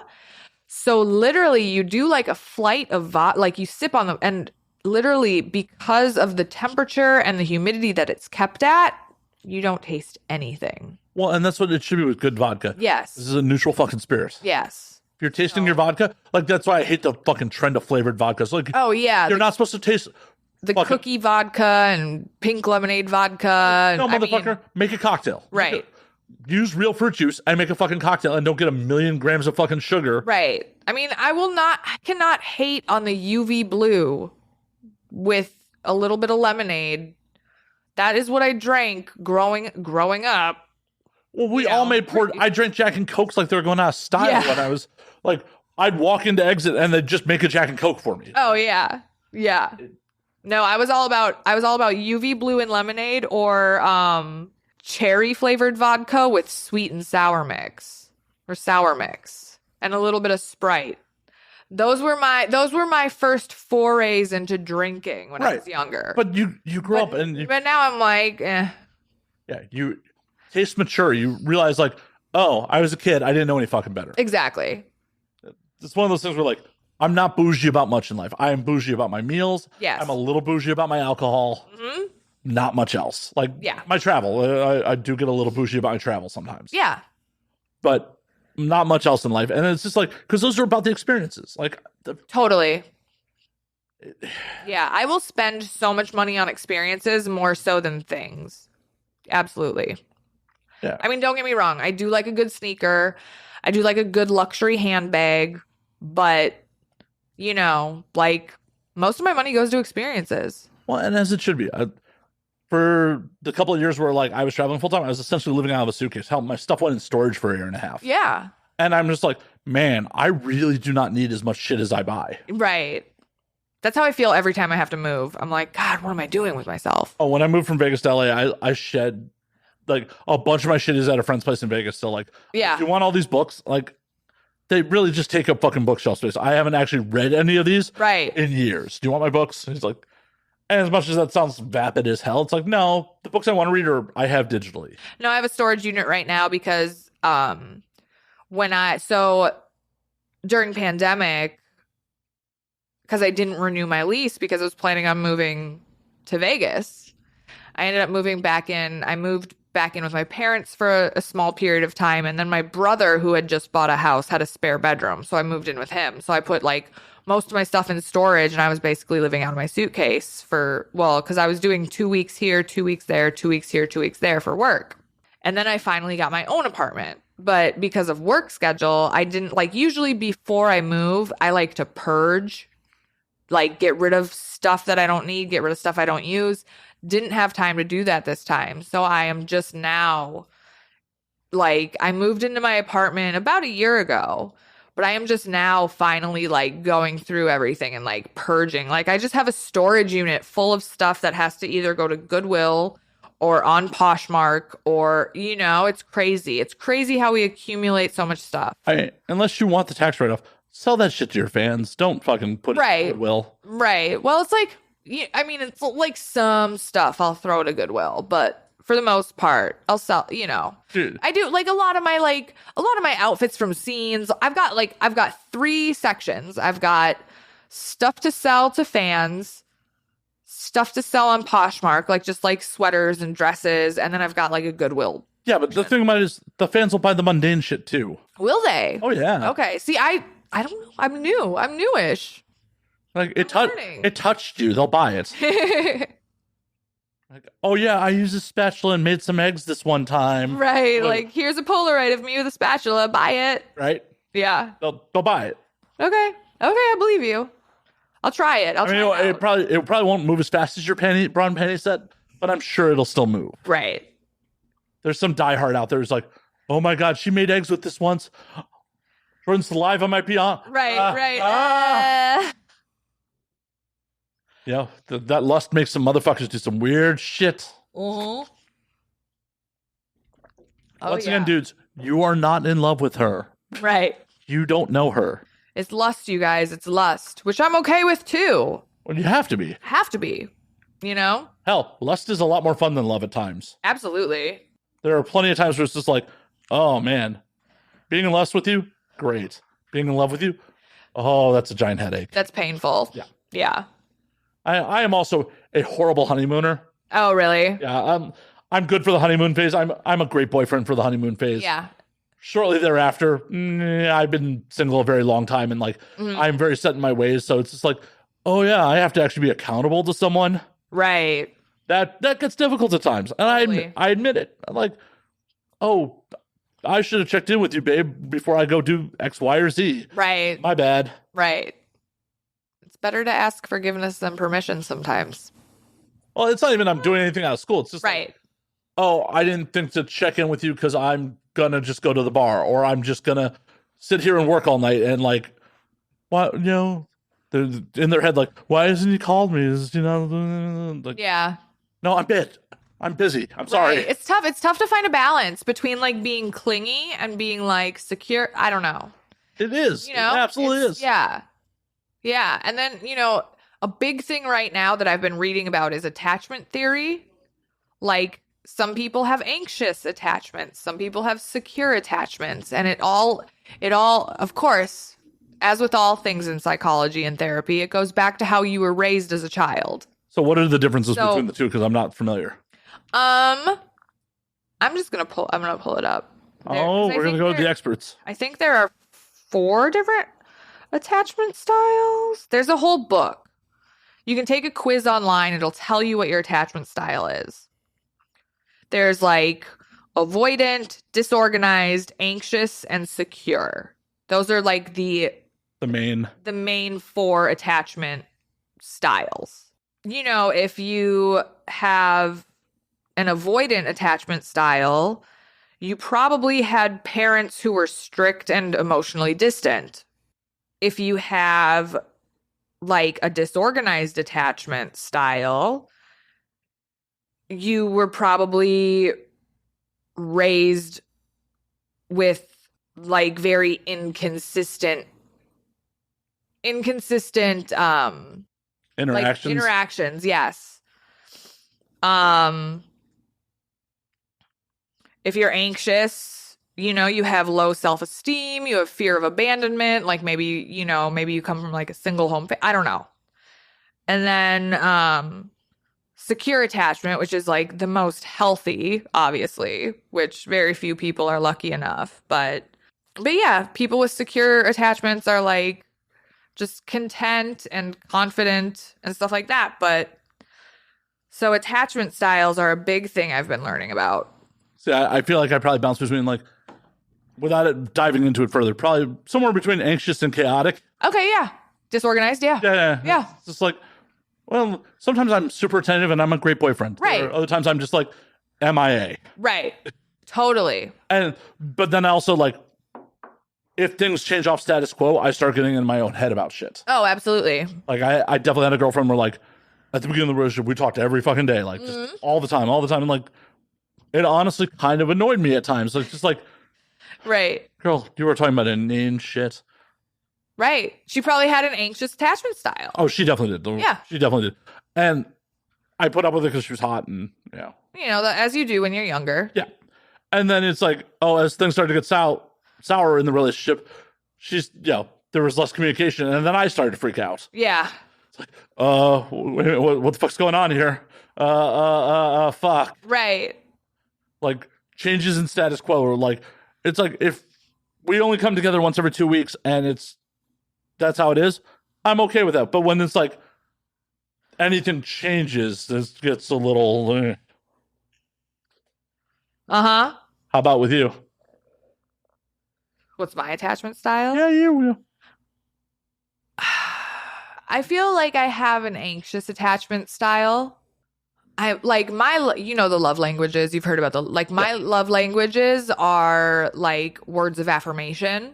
Like the way, like I need to be complimented constantly, or like, just reassured like not constantly, but more often than not. Right. So I feel like that kind of bleeds into my anxious attachment style. Like, oh, does this person really like me? Like, do they not like me? Like, what's going on? Do you think that's from like choice of profession or growing up or both, or maybe a little bit of both? A little bit of both, honestly, because I mean, like, obviously being in this profession, it's really, really difficult to find a partner. It's a lonely place. It can be lonely. Absolutely. I 100% like that's like that girl that I hooked up with years ago who was talking about starting OnlyFans. I'm like, it's part of the reason I was like, you need to really think this over. Right.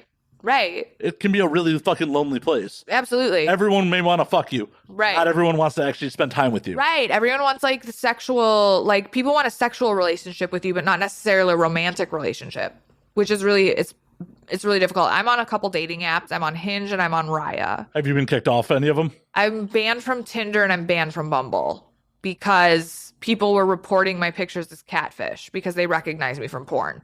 And I was just like, no, it's really me. Like, it's me. It's you like, gotta like hold up today's newspaper, like, right. I am Jordan Maxx.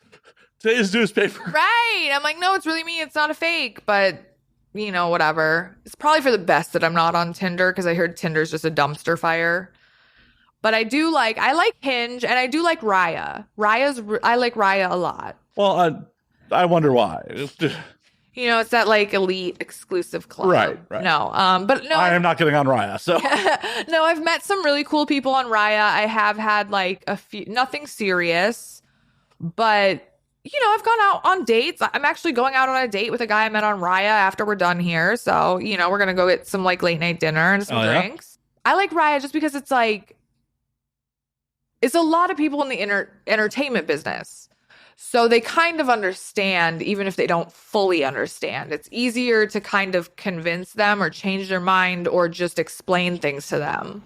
Yes and no. Really?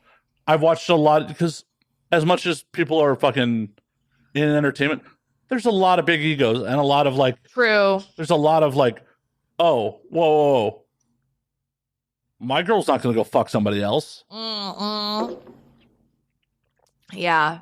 They're all about you being a sex worker until it's time for you to go back to work. Right. Like, look at the status symbol of like, oh my God, this girl that all these dudes fap to is with me. And then, she has to go still make content. Right. Fuck. Right. Yeah. Yeah, it's tricky. It's tricky. It's very tricky. It's very tricky. I mean, But it's a good time. Those dudes exist. And like, hell, you're just dating. Who cares? Right. I'm not looking for anything serious right now. I'm kind of, like I said, I'm like living in Minnesota right now, moving to Vegas next year. Like, I'm not really in a place to get into like a serious relationship, but it is always nice to have like a partner. It's always, especially during these cold winter months, it's nice to have someone to cuddle with. It's nice to have someone buy dinner. Yeah, absolutely. Just someone to like kind of share things with. Yeah, exactly. There's absolutely nothing wrong with that. Like, every relationship starts somewhere. Like, just because it starts off casually doesn't mean it doesn't get seriously. At some point, and if it doesn't become serious, it's like, well, we had fun together. Exactly. Yeah. The motherfuckers are like, oh, I only date to marry. Like, the fuck's wrong with you? Right. It's so bizarre to me. Right. Like, yeah, I don't get it. I don't get it at all either. It's all like, but what if it doesn't work out? Or there's just so many variables that go into all of this. So like, why would you just play it by ear, man? Like, see where it goes. Right. Just have fun with it. Have fun. Just have fucking fun. That's where I'm at right now. I just want to have fun with people. I just want to have experiences with people. There's nothing wrong with that. Right. That's what life really should be about. Right. Like, I'm currently seeing someone very casually who's in the entertainment business, and, we see each other probably every other month for 3 to 5 days at a time. He's super supportive of what I do. But neither of us are at a place in our lives where we can really commit fully to each other. And that's okay, because we're having a good time with what we're doing. And exactly. we are both accepting of that. Like, we both see the bigger picture of what it is versus like, it's not like one-sided. Right. And that's where it becomes a problem, is if it is one-sided, where one certain person's like, oh, I'm cool with this, and in the back of their head they're like, no, I'm not cool with this at all. Right. I'm telling them I'm cool because I don't want them to leave me. I have abandonment issues. Right. Totally. No, like, that's why I tell people, like, when they were like, oh, I want to date performers, like, you really need to examine if you want to date a performer. Like, if you want to date a sex worker, like, you need to really fucking think about what you're doing, because you're playing with someone else's fucking emotions. Exactly. If you're not up for this, don't do it. Right. You really, you got to think long and hard about it. Yeah, like, your partner is going to have sex with other people. Uh-huh. Yeah. If that is a problem for you in any way, shape, or form, right, don't do it. Right. Really that simple. Right. I've told, it's very hard for me to date back in Minnesota. Like, I can only imagine. Oh, God. They don't get it at all. They don't get it at all. It's really upsetting. I've, given up on dating in Minnesota. I just focus on me. I focus on my foster kittens, my friends. I try to find fulfillment and wholeness in myself versus another person. Well, you shouldn't be looking for fulfillment in another person anyway. It's like, nobody should. If you're looking for someone to complete you, you have fucked up. Yeah. Everyone should be an awesome +1, not... Totally. You should be like two whole beings who come together to make life better for the other person. Right. Create better experiences for the other one, but that's it. But that's it. Yeah. I feel you.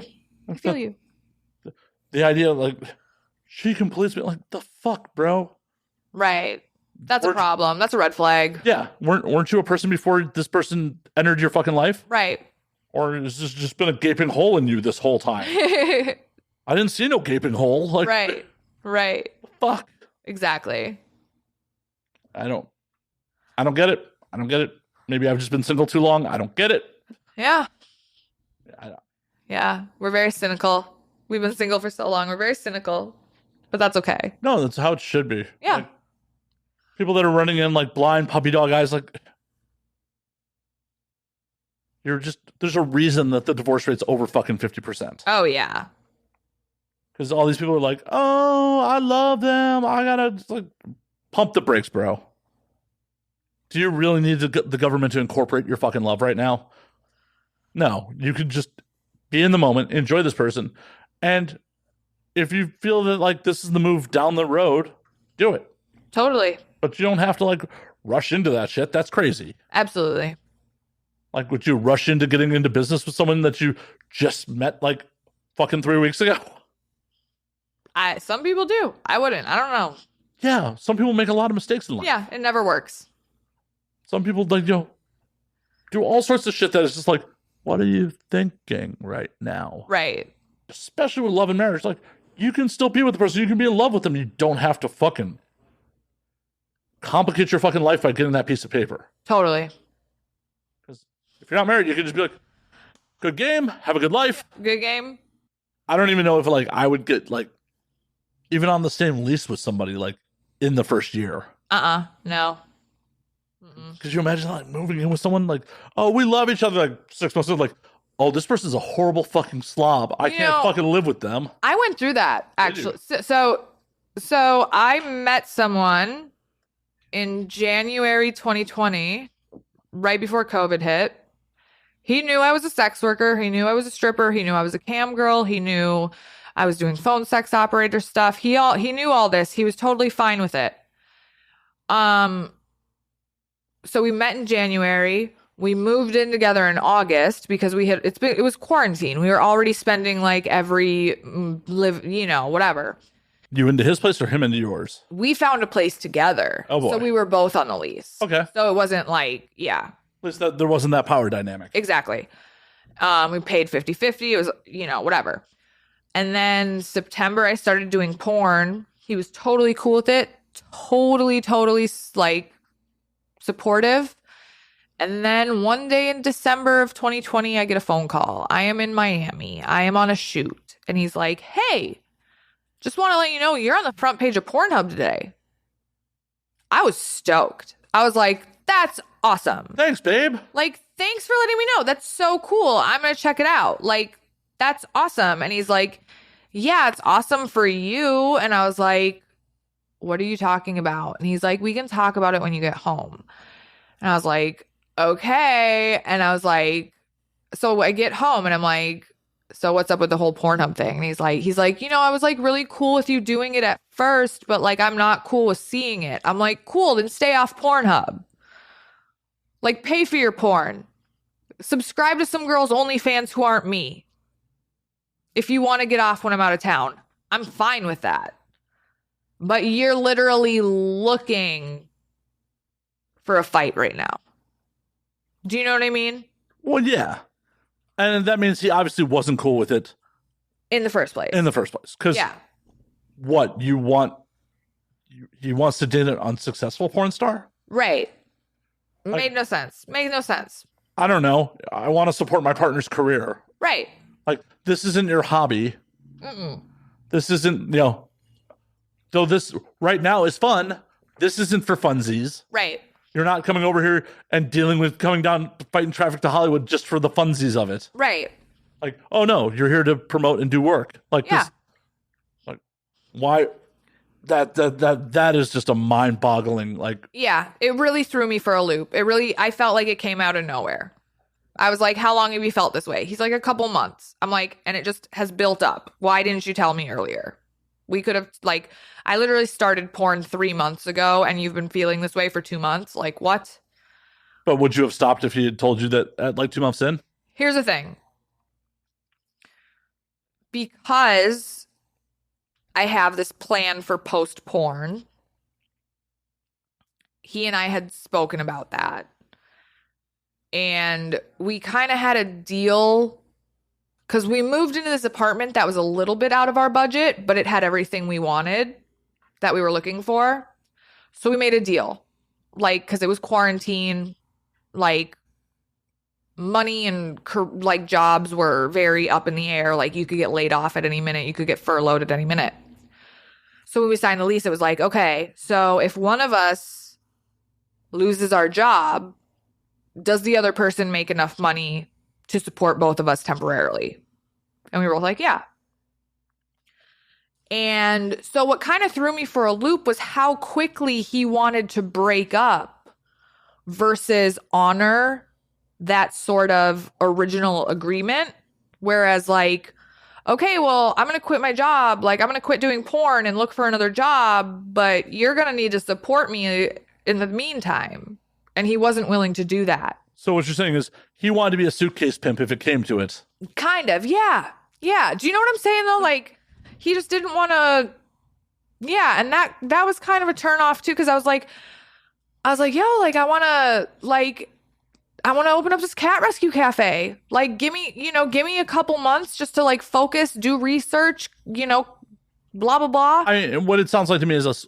I think he was just emotionally immature. And well, definitely, but it sounds like a switch flipped in his head where he's just like, oh, I can't do this. Yeah, I'm out. Like, right.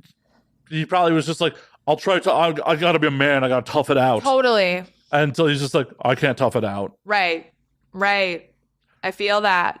Again, communication is key. You got to communicate with your partner. Yeah.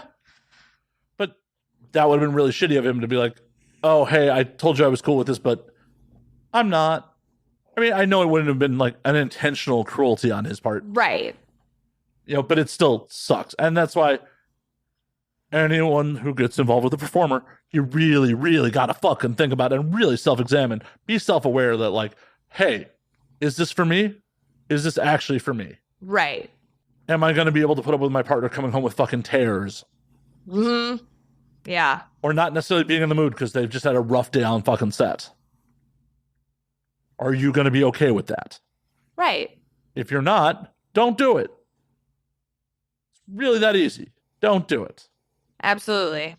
Think about it and then think about it again. And then really think about it. And then really think about it. Yeah. Yeah. Think about all the things that go into it, like things that you wouldn't even possibly imagine. Like, hey, where are you going to be if your partner gets a stalker? Right. How are you going to react to that? Right. How are you going to support them? Right. Yeah.